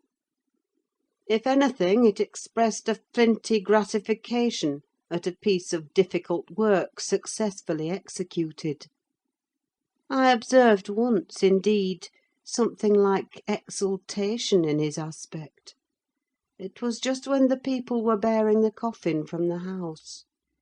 He had the hypocrisy to represent a mourner, and previous to following with Hareton, he lifted the unfortunate child onto the table, and muttered with peculiar gusto, Now, my bonny lad, you are mine, and we'll see if one tree won't grow as crooked as another, with the same wind to twist it. The unsuspecting thing was pleased at this speech. He played with Heathcliff's whiskers and stroked his cheek, but I divined its meaning, and observed tartly, "That boy must go back with me to Thrushcross Grange, sir. There is nothing in the world less yours than he is." Does Linton say so? He demanded. "Of course, he has ordered me to take him," I replied. Well, Said the scoundrel, we'll not argue the subject now, but I have a fancy to try my hand at rearing a young one. So intimate to your master that I must supply the place of this with my own, if he attempt to remove it. I don't engage to let Hareton go undisputed, but I'll be pretty sure to make the other come. Remember to tell him." This hint was enough to bind our hands. I repeated its substance on my return, and Edgar Linton, little interested at the commencement, spoke no more of interfering. I'm not aware that he could have done it to any purpose, had he been ever so willing. The guest was now the master of Wuthering Heights. He held firm possession, and proved to the attorney who in his turn proved it to Mr. Linton, that Earnshaw had mortgaged every yard of land he owned for cash to supply his mania for gaming, and he, Heathcliff, was the mortgagee. In that manner, Hareton, who should now be the first gentleman in the neighbourhood, was reduced to a state of complete dependence on his father's inveterate enemy, and lives in his own house as a servant, deprived of the advantage of wages, quite unable to right himself because of his friendlessness and his ignorance that he has been wronged. The 12 years, continued Mrs. Dean, following that dismal period, were the happiest of my life.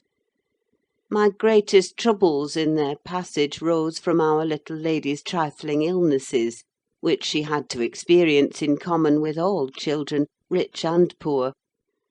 For the rest, after the first 6 months, she grew like a larch, and could walk and talk too in her own way, before the heath blossomed a second time over Mrs. Linton's dust.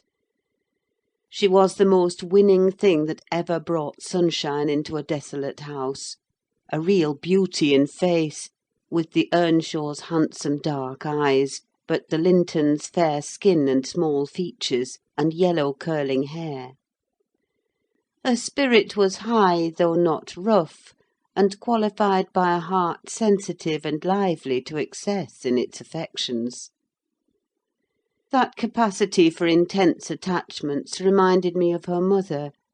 Still she did not resemble her, for she could be soft and mild as a dove, and she had a gentle voice and pensive expression. Her anger was never furious, her love never fierce: it was deep and tender. However, it must be acknowledged she had faults to foil her gifts. A propensity to be saucy was one, and a perverse will that indulged children invariably acquire, whether they be good-tempered or cross. If a servant chanced to vex her, it was always, "I shall tell papa;" and if he reproved her even by a look, you would have thought it a heart-breaking business. I don't believe he ever did speak a harsh word to her. He took her education entirely on himself, and made it an amusement. Fortunately, curiosity and a quick intellect made her an apt scholar: she learned rapidly and eagerly, and did honour to his teaching. Till she reached the age of 13, she had not once been beyond the range of the park by herself. Mr. Linton would take her with him a mile or so outside on rare occasions, but he trusted her to no one else. Gimmerton was an unsubstantial name in her ears; the chapel the only building she had approached or entered, except her own home. Wuthering Heights and Mr. Heathcliff did not exist for her: she was a perfect recluse, and apparently perfectly contented. Sometimes, indeed, while surveying the country from her nursery window, she would observe, "Ellen, how long will it be before I can walk to the top of those hills? I wonder what lies on the other side. Is it the sea?" "No, Miss Cathy," I would answer.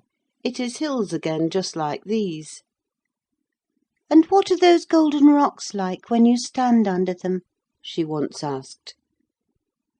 The abrupt descent of Penistone Crags particularly attracted her notice, especially when the setting sun shone on it and the topmost heights, and the whole extent of landscape besides lay in shadow. I explained that they were bare masses of stone, with hardly enough earth in their clefts to nourish a stunted tree. "And why are they bright so long after it is evening here?" she pursued. "Because they are a great deal higher up than we are," replied I. "You could not climb them: they're too high and steep. In winter the frost is always there before it comes to us, and deep into summer I have found snow under that black hollow on the north-east side." "Oh, you have been on them!" she cried gleefully. Then I can go too when I'm a woman. Has papa been, Ellen?"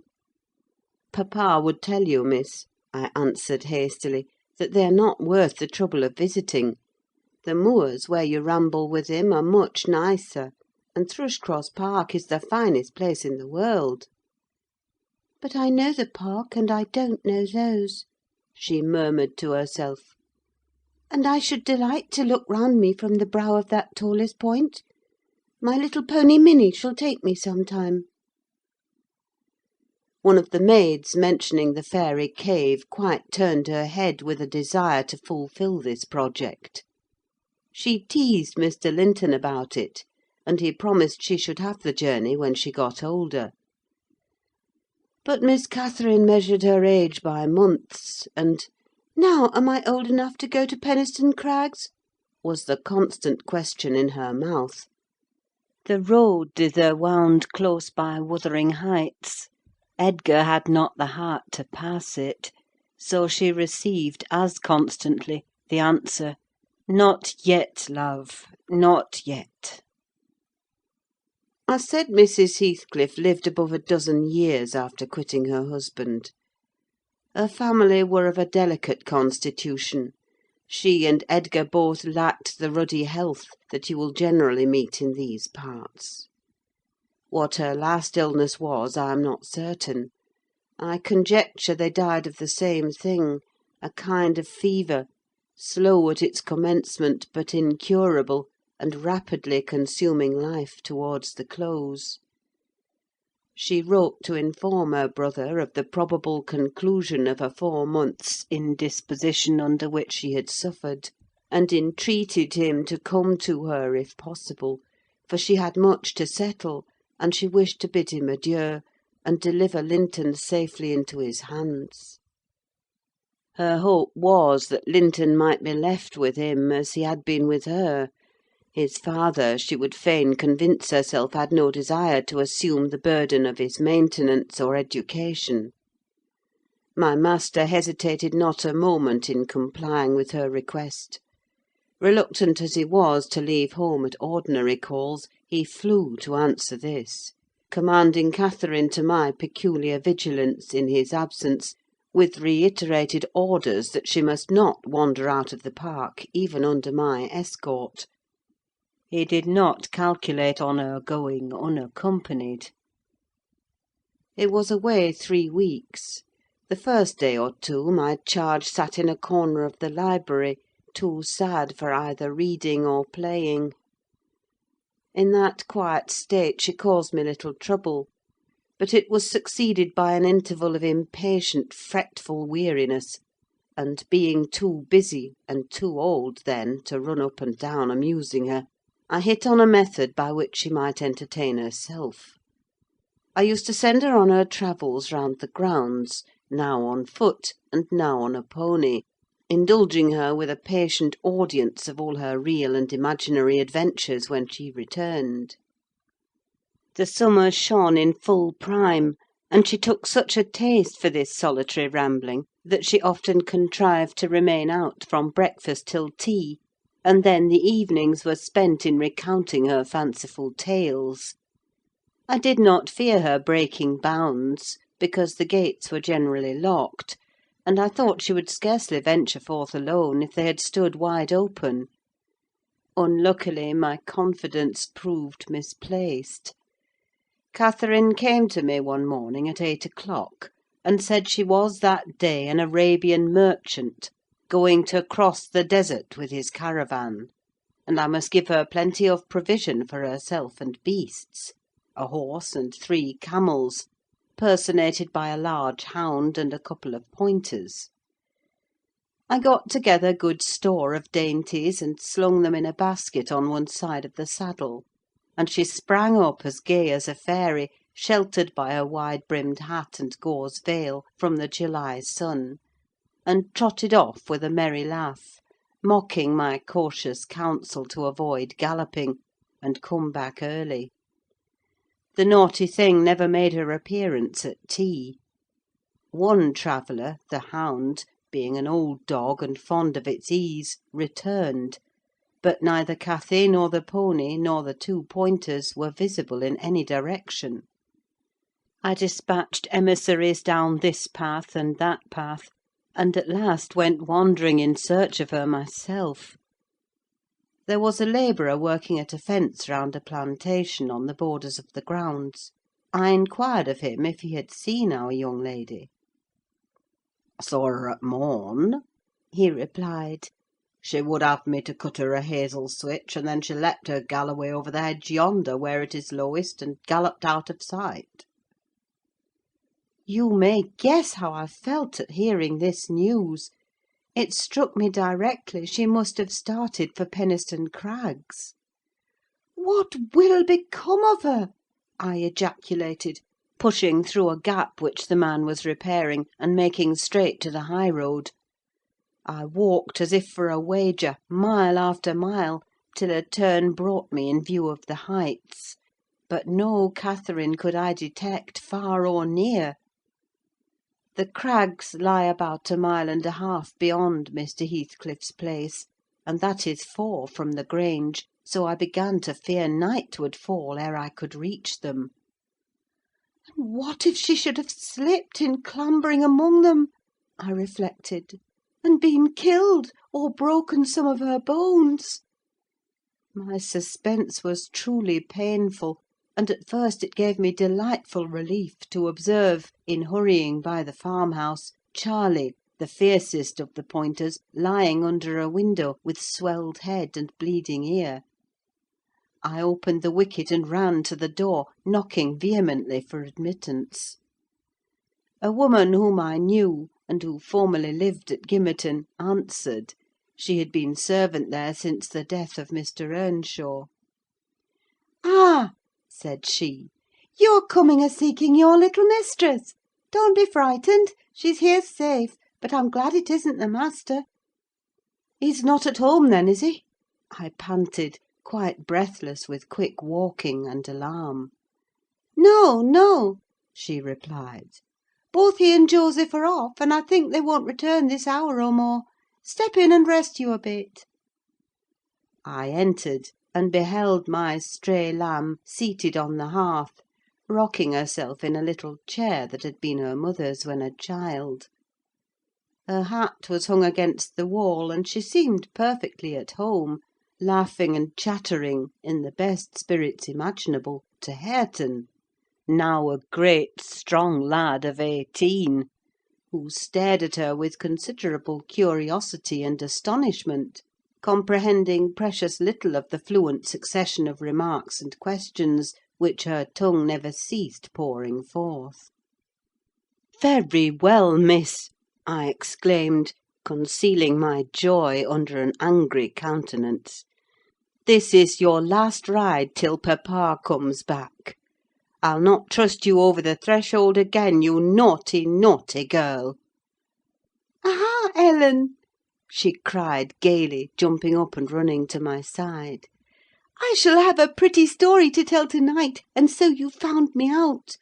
Have you ever been here in your life before?" "Put that hat on, and home at once," said I. "I'm dreadfully grieved at you, Miss Cathy. You've done extremely wrong. It's no use pouting and crying: that won't repay the trouble I've had scouring the country after you. To think how Mr. Linton charged me to keep you in, and you stealing off so!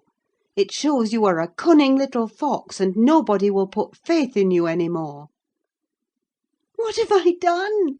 sobbed she, instantly checked. "Papa charged me nothing. He'll not scold me, Ellen. He's never cross like you." "Come, come," I repeated. "I'll tie the riband. Now, let us have no petulance." "Oh, for shame! You 13 years old, and such a baby!" This exclamation was caused by her pushing the hat from her head, and retreating to the chimney out of my reach. "Nay," said the servant, "don't be hard on the bonny lass, Mrs. Dean. We made her stop. She'd fain have ridden forwards, afeard you should be uneasy. Hareton offered to go with her, and I thought he should. It's a wild road over the hills." Hareton, during the discussion, stood with his hands in his pockets, too awkward to speak, though he looked as if he did not relish my intrusion. "How long am I to wait?" I continued, disregarding the woman's interference. "It will be dark in 10 minutes. Where is the pony, Miss Cathy? And where is Phoenix? I shall leave you unless you be quick, so please yourself." "The pony is in the yard," she replied, "and Phoenix is shut in there. He's bitten, and so is Charlie. I was going to tell you all about it, but you are in a bad temper, and don't deserve to hear." I picked up her hat, and approached to reinstate it; but, perceiving that the people of the house took her part, she commenced capering round the room, and, on my giving chase, ran like a mouse over and under and behind the furniture, rendering it ridiculous for me to pursue. Hareton and the woman laughed, and she joined them, and waxed more impertinent still, till I cried, in great irritation, "Well, Miss Cathy, if you were aware whose house this is, you'd be glad enough to get out." "It's your father's, isn't it?" said she, turning to Hareton. "Nay," he replied, looking down and blushing bashfully. He could not stand a steady gaze from her eyes, though they were just his own. "Whose then? Your master's?" she asked. He coloured deeper, with a different feeling, muttered an oath, and turned away. "Who is his master?" continued the tiresome girl, appealing to me. "He talked about our house and our folk. I thought he had been the owner's son. And he never said miss. He should have done, shouldn't he, if he's a servant?" Hareton grew black as a thundercloud at this childish speech. I silently shook my questioner, and at last succeeded in equipping her for departure. "Now get my horse," she said, addressing her unknown kinsman as she would one of the stable boys at the Grange. "And you may come with me. I want to see where the goblin hunter rises in the marsh, and to hear about the fairishes, as you call them. But make haste. What's the matter? Get my horse, I say." "I'll see thee damned before I be thy servant," growled the lad. "You'll see me what?" asked Catherine in surprise. "Damned, thou saucy witch!" he replied. "There, Miss Cathy, you see you have got into pretty company," I interposed. "Nice words to be used to a young lady. Pray don't begin to dispute with him.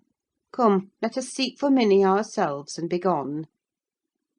"But, Ellen!" cried she, staring fixed in astonishment. "How dare he speak so to me? Mustn't he be made to do as I ask him? You wicked creature, I shall tell papa what you said. Now then!" Hareton did not appear to feel this threat, so the tears sprang into her eyes with indignation. "You bring the pony," she exclaimed, turning to the woman. "and let my dog free this moment." "Softly, miss," answered she addressed. "You'll lose nothing by being civil. Though Mr. Hareton there be not the master's son, he's your cousin, and I was never hired to serve you." "He my cousin!" cried Cathy, with a scornful laugh. "Yes, indeed," responded her reprover. "Oh, Ellen, don't let them say such things," she pursued, in great trouble. "Papa is gone to fetch my cousin from London. My cousin is a gentleman's son. That my—" She stopped, and wept outright, upset at the bare notion of relationship with such a clown. "Hush, hush!" I whispered. "People can have many cousins, and of all sorts, Miss Cathy, without being any the worse for it: only they needn't keep their company if they be disagreeable and bad." He's not my cousin, Ellen," she went on, gathering fresh grief from reflection, and flinging herself into my arms for refuge from the idea. I was much vexed at her and the servant for their mutual revelations, having no doubt of Linton's approaching arrival, communicated by the former, being reported to Mr. Heathcliff, and feeling as confident that Catherine's first thought on her father's return would be to seek an explanation of the latter's assertion concerning her rude-bred kindred. Hareton, recovering from his disgust at being taken for a servant, seemed moved by her distress, and having fetched the pony round to the door, he took, to propitiate her, a fine crooked-legged terrier whelp from the kennel, and putting it into her hand, bid her whist, for he meant naught. Pausing in her lamentations, she surveyed him with a glance of awe and horror, then burst forth anew. I could scarcely refrain from smiling at this antipathy to the poor fellow, who was a well-made, athletic youth, good-looking in features, and stout and healthy, but attired in garments befitting his daily occupations of working on the farm, and lounging among the moors after rabbits and game. Still, I thought I could detect in his physiognomy a mind owning better qualities than his father ever possessed. Good things lost amid a wilderness of weeds, to be sure, whose rankness far overtopped their neglected growth; yet, notwithstanding, evidence of a wealthy soil that might yield luxuriant crops under other and favourable circumstances. Mr. Heathcliff, I believe, had not treated him physically ill, thanks to his fearless nature, which offered no temptation to that course of oppression. He had none of the timid susceptibility that would have given zest to ill-treatment in Heathcliff's judgment. He appeared to have bent his malevolence on making him a brute. He was never taught to read or write, never rebuked for any bad habit which did not annoy his keeper, never led a single step towards virtue, or guarded by a single precept against vice. And, from what I heard, Joseph contributed much to his deterioration by a narrow-minded partiality, which prompted him to flatter and pet him as a boy, because he was the head of the old family.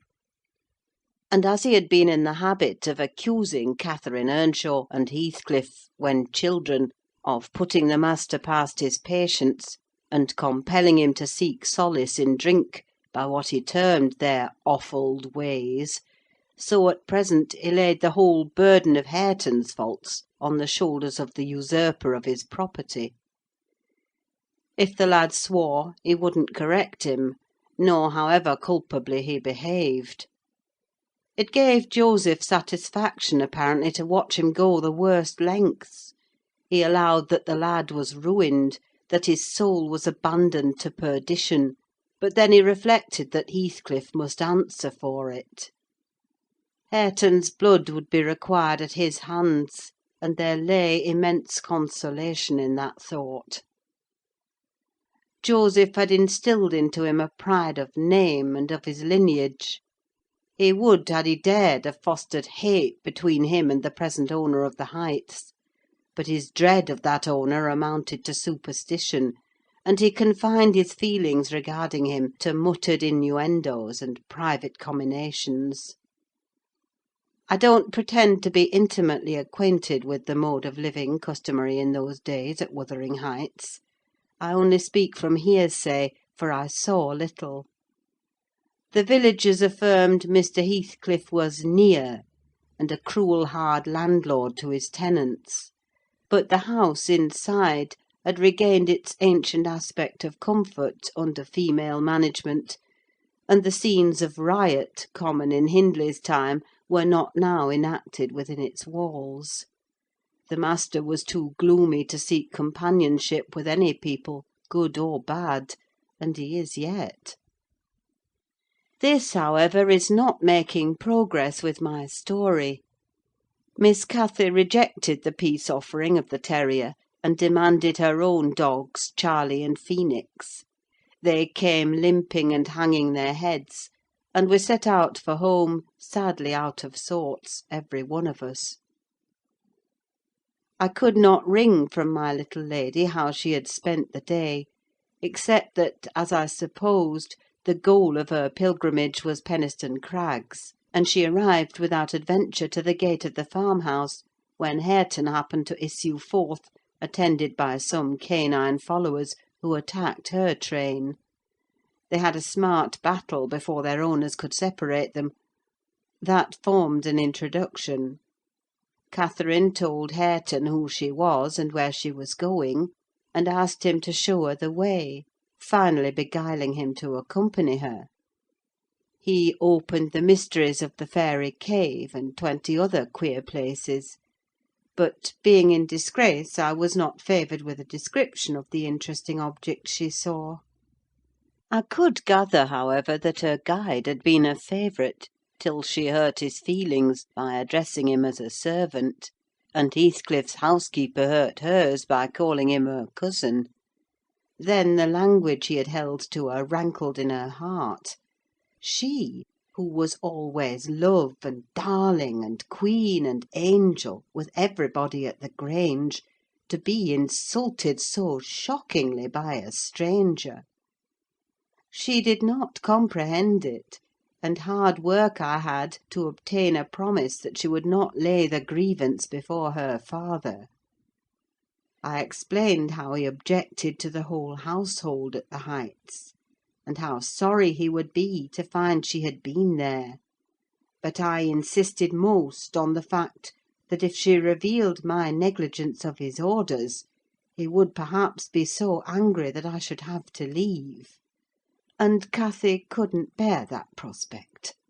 She pledged her word, and kept it, for my sake. After all, she was a sweet little girl. A letter edged with black announced the day of my master's return.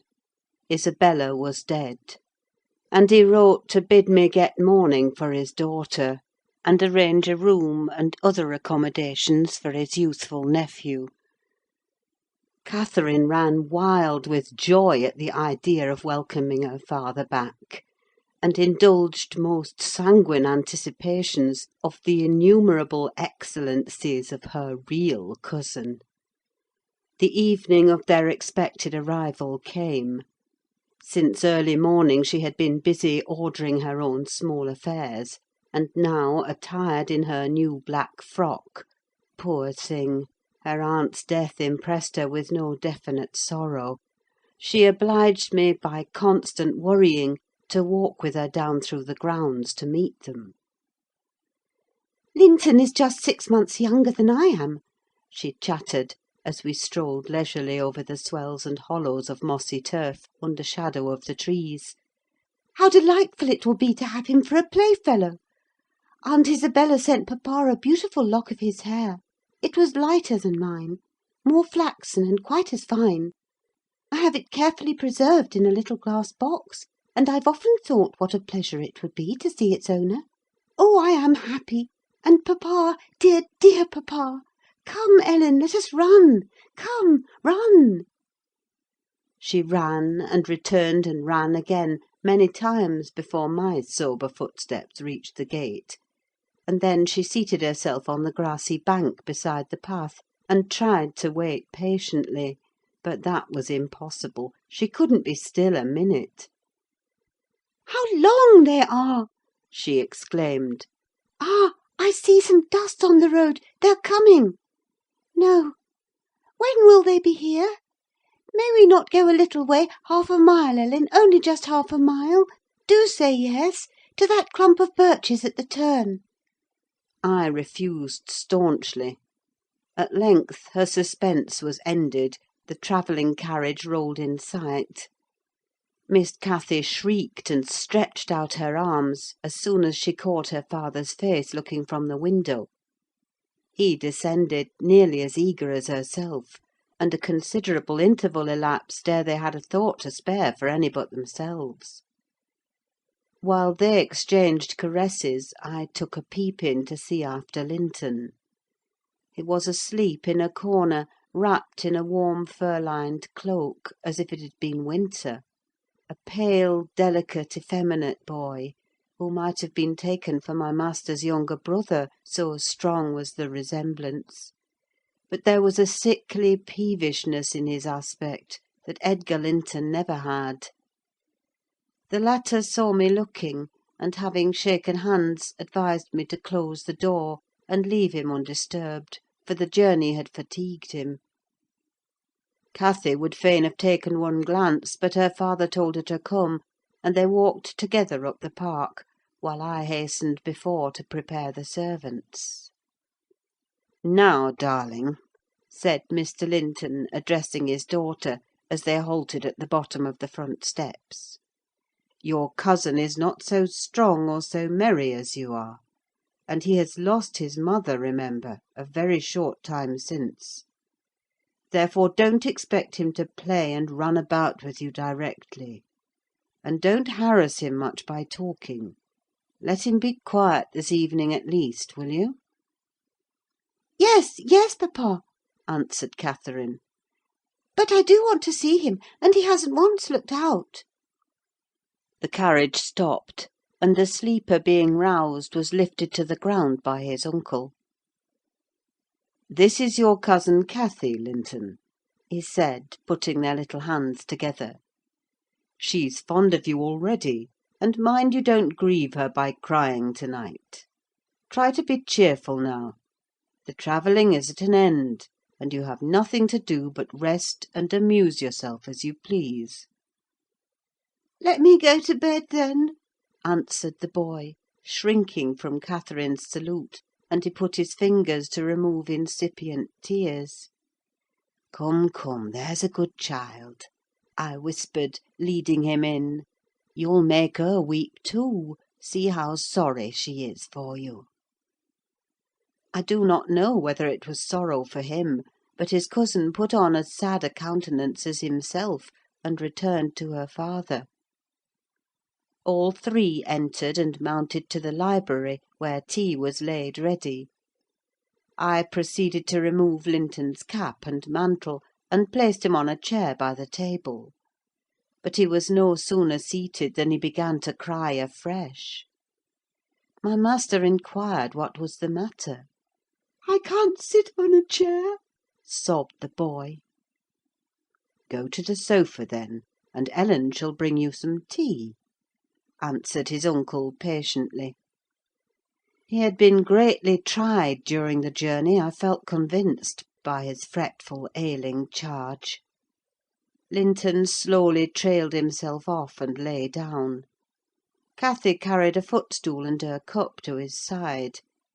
At first she sat silent, but that could not last.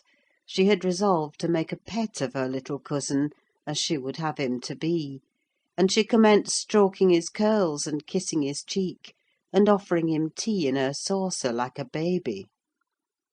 This pleased him, for he was not much better. He dried his eyes and lightened into a faint smile. "Oh, he'll do very well," said the master to me, after watching them a minute. "Very well, if we can keep him, Ellen.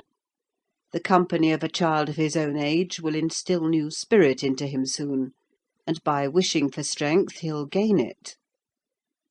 "Ay, if we can keep him," I mused to myself; and sore misgivings came over me that there was slight hope of that.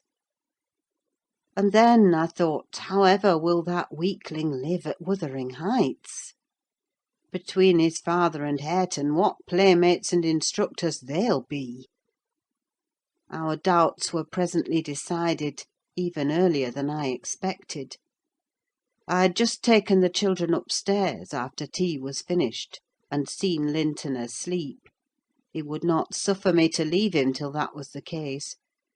I had come down, and was standing by the table in the hall, lighting a bedroom candle for Mr. Edgar, when a maid stepped out of the kitchen, and informed me that Mr. Heathcliff's servant, Joseph, was at the door, and wished to speak with the master.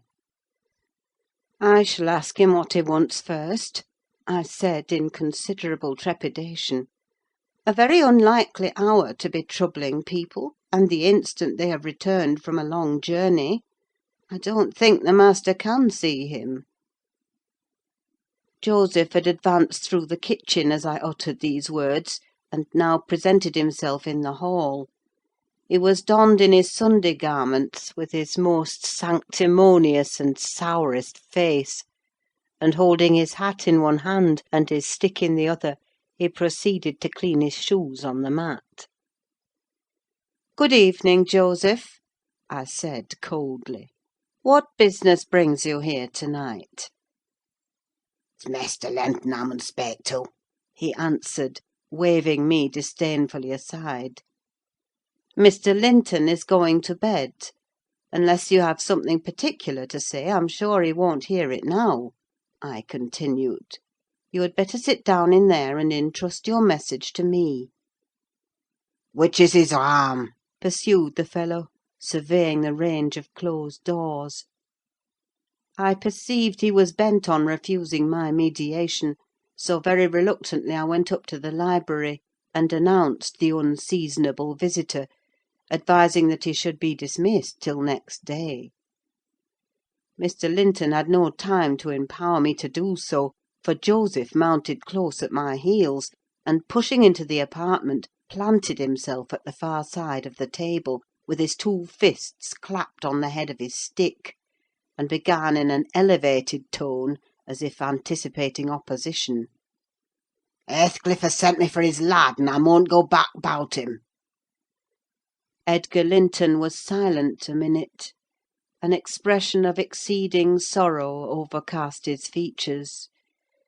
He would have pitied the child on his own account, but, recalling Isabella's hopes and fears, and anxious wishes for her son, and her commendations of him to his care, he grieved bitterly at the prospect of yielding him up, and searched in his heart how it might be avoided. No plan offered itself. The very exhibition of any desire to keep him would have rendered the claimant more peremptory. There was nothing left but to resign him. However, he was not going to rouse him from his sleep. "Tell Mr. Heathcliff," he answered calmly, "that his son shall come to Wuthering Heights to-morrow. He is in bed, and too tired to go the distance now. You may also tell him that the mother of Linton desired him to remain under my guardianship, and at present his health is very precarious." "No," said Joseph, giving a thud with his prop on the floor, and assuming an authoritative air. "No, that means nought. Heathcliff makes no count o' t' mother, nor ye norther; but he'll owe his lad, and I mun tak him: so now you know." "You shall not to-night," answered Linton decisively. "Walk downstairs at once, and repeat to your master what I have said. Ellen, show him down. Go!" And aiding the indignant elder with a lift by the arm, he rid the room of him and closed the door. "Varra weel!" shouted Joseph as he slowly drew off. "To-morn he's coming seln, and thrust him out if you dare."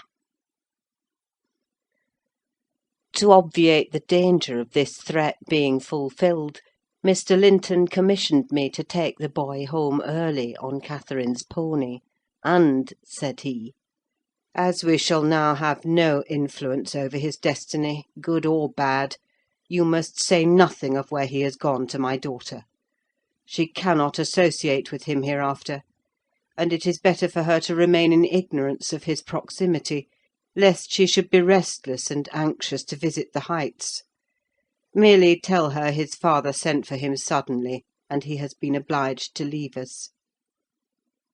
Linton was very reluctant to be roused from his bed at 5 o'clock, and astonished to be informed that he must prepare for further travelling; but I softened off the matter by stating that he was going to spend some time with his father, Mr. Heathcliff, who wished to see him so much he did not like to defer the pleasure till he should recover from his late journey. My father!" he cried in strange perplexity. "Mamma never told me I had a father. Where does he live? I'd rather stay with uncle." "He lives a little distance from the Grange," I replied, "just beyond those hills: not so far, but you may walk over here when you get hearty. And you should be glad to go home and to see him. You must try to love him as you did your mother, and then he will love you." "But why have I not heard of him before?" asked Linton. "Why didn't mamma and he live together as other people do?" "He had business to keep him in the north," I answered, "and your mother's health required her to reside in the south." "And why didn't mamma speak to me about him?" persevered the child. "She often talked of uncle, and I learnt to love him long ago. How am I to love papa? I don't know him." "Oh, all children love their parents," I said. "Your mother perhaps thought you would want to be with him, if she mentioned him often to you. Let us make haste: an early ride on such a beautiful morning is much preferable to an hour's more sleep." "Is she to go with us?"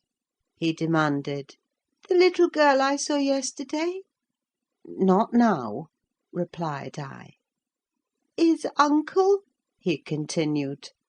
"No, I shall be your companion there," I said. Linton sank back on his pillow, and fell into a brown study. "I won't go without uncle," he cried at length. "I can't tell where you mean to take me." I attempted to persuade him of the naughtiness of showing reluctance to meet his father. Still he obstinately resisted any progress towards dressing, and I had to call for my master's assistance in coaxing him out of bed. The poor thing was finally got off, with several delusive assurances that his absence should be short, that Mr. Edgar and Cathy would visit him, and other promises equally ill-founded, which I invented and reiterated at intervals throughout the way. The pure heather-scented air, the bright sunshine, and the gentle canter of Minnie relieved his despondency after a while.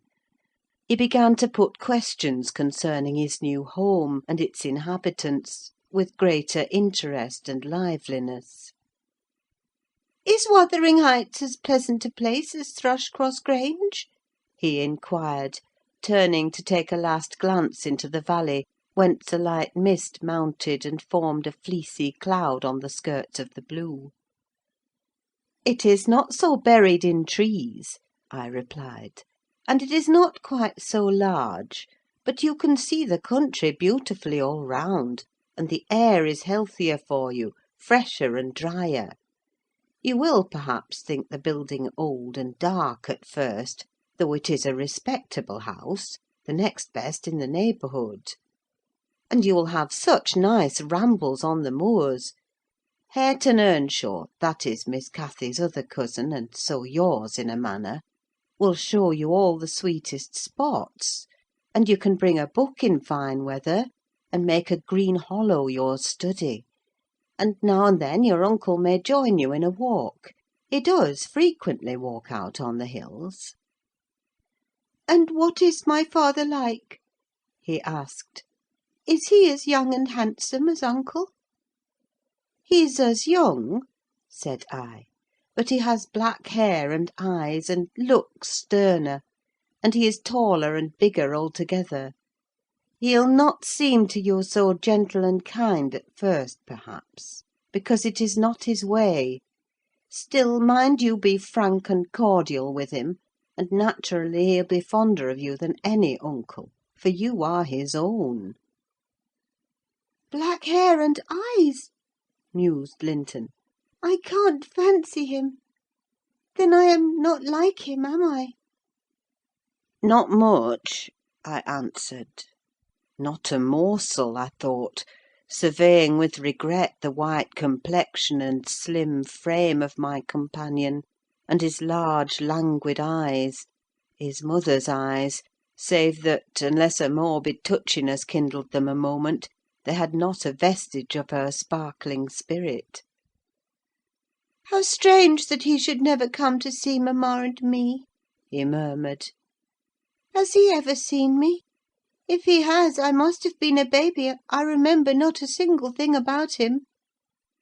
"Why, Master Linton," said I, 300 miles is a great distance, and 10 years seem very different in length to a grown-up person, compared with what they do to you. It is probable Mr. Heathcliff proposed going from summer to summer, but never found a convenient opportunity, and now it is too late. Don't trouble him with questions on the subject. It will disturb him for no good."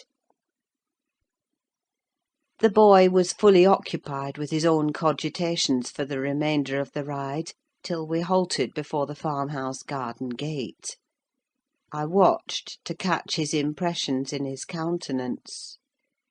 He surveyed the carved front and low-browed lattices, the straggling gooseberry bushes and crooked firs, with solemn intentness, and then shook his head. His private feelings entirely disapproved of the exterior of his new abode. But he had sense to postpone complaining: there might be compensation within. Before he dismounted, I went and opened the door. It was 6:30. The family had just finished breakfast. The servant was clearing and wiping down the table. Joseph stood by his master's chair, telling some tale concerning a lame horse, and Hareton was preparing for the hayfield. "Hello, Nelly," said Mr. Heathcliff when he saw me. "I feared I should have to come down and fetch my property myself. You've brought it, have you? Let us see what we can make of it." He got up and strode to the door.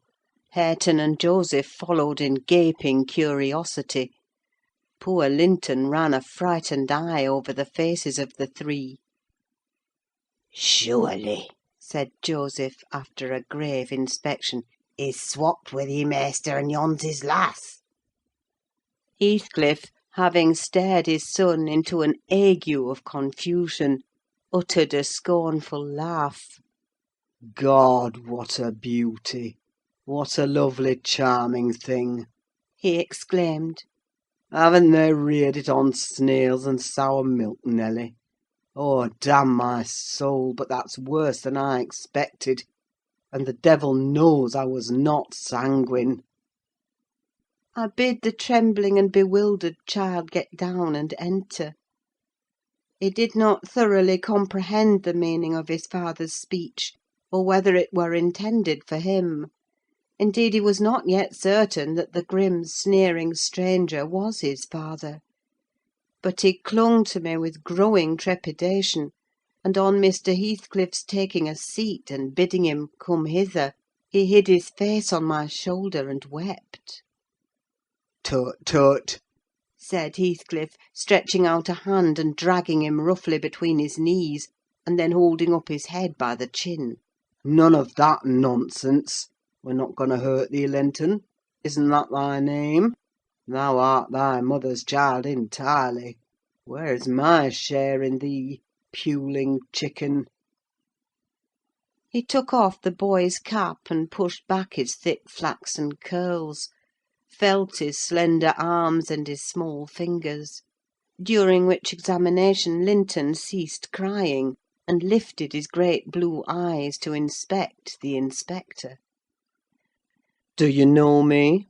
asked Heathcliff, having satisfied himself that the limbs were all equally frail and feeble. "No," said Linton, with a gaze of vacant fear. "You've heard of me, I daresay?" "No," he replied again. "No? What a shame of your mother, never to waken your filial regard for me! You are my son, then, I'll tell you; and your mother was a wicked slut to leave you in ignorance of the sort of father you possessed. Now don't wince and colour up, though it is something to see you have not white blood. Be a good lad, and I'll do for you. Nelly, if you be tired, you may sit down. If not, get home again. I guess you'll report what you hear and see to the cipher at the Grange, and this thing won't be settled while you linger about it. "Well," replied I hope you'll be kind to the boy, Mr. Heathcliff, or you'll not keep him long. And he's all you have akin in the wide world that you will ever know, remember." I'll be very kind to him, you needn't fear. he said, laughing. Only nobody else must be kind to him. I'm jealous of monopolising his affection. And to begin my kindness, Joseph, bring the lad some breakfast. Hareton, you infernal calf, begone to your work. Yes, Nell, he added, when they had departed. My son is prospective owner of your place, and I should not wish him to die till I was certain of being his successor. Besides, he's mine, and I want the triumph of seeing my descendant fairly lord of their estates. My child hiring their children to till their father's lands for wages. That is the sole consideration which can make me endure the whelp. I despise him for himself, and hate him for the memories he revives. But that consideration is sufficient. He's as safe with me, and shall be tended as carefully as your master tends his own. I have a room upstairs furnished for him in handsome style.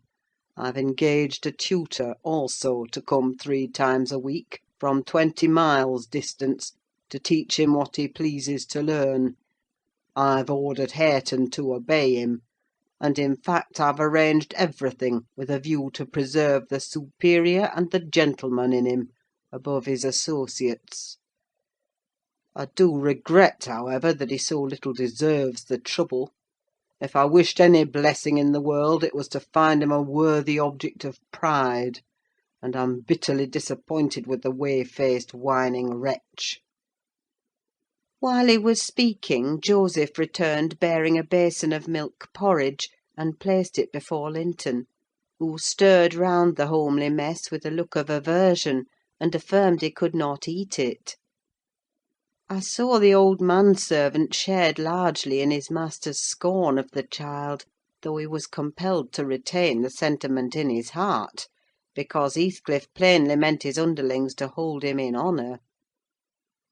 "Cannot eat it?" repeated he, peering in Linton's face, and subduing his voice to a whisper, for fear of being overheard. "But Maister Hareton niver ate nought else when he were a little un, and what were good enough for him's good enough for ye, I'se rayther think." "I shan't eat it," answered Linton, snappishly. "Take it away." Joseph snatched up the food indignantly, and brought it to us. "Is there aught ails the victuals?" he asked, thrusting the tray under Heathcliff's nose. What should ail them? he said. "Why," answered Joseph, "yon dainty chap says he cannot eat them, but I guess it's right. His mother were just so: we were almost too muckit soaked corn for macking her breed." Don't mention his mother to me. said the master, angrily. Get him something he can eat, that's all. What is his usual food, Nelly? I suggested boiled milk or tea, and the housekeeper received instructions to prepare some. Come, I reflected, his father's selfishness may contribute to his comfort. He perceives his delicate constitution and the necessity of treating him tolerably. I'll console Mr. Edgar by acquainting him with the turn Heathcliff's humour has taken. Having no excuse for lingering longer, I slipped out, while Linton was engaged in timidly rebuffing the advances of a friendly sheep-dog. But he was too much on the alert to be cheated. As I closed the door, I heard a cry, and a frantic repetition of the words, "Don't leave me! I'll not stay here! I'll not stay here!" Then the latch was raised and fell. They did not suffer him to come forth. I mounted Minny, and urged her to a trot. And so my brief guardianship ended.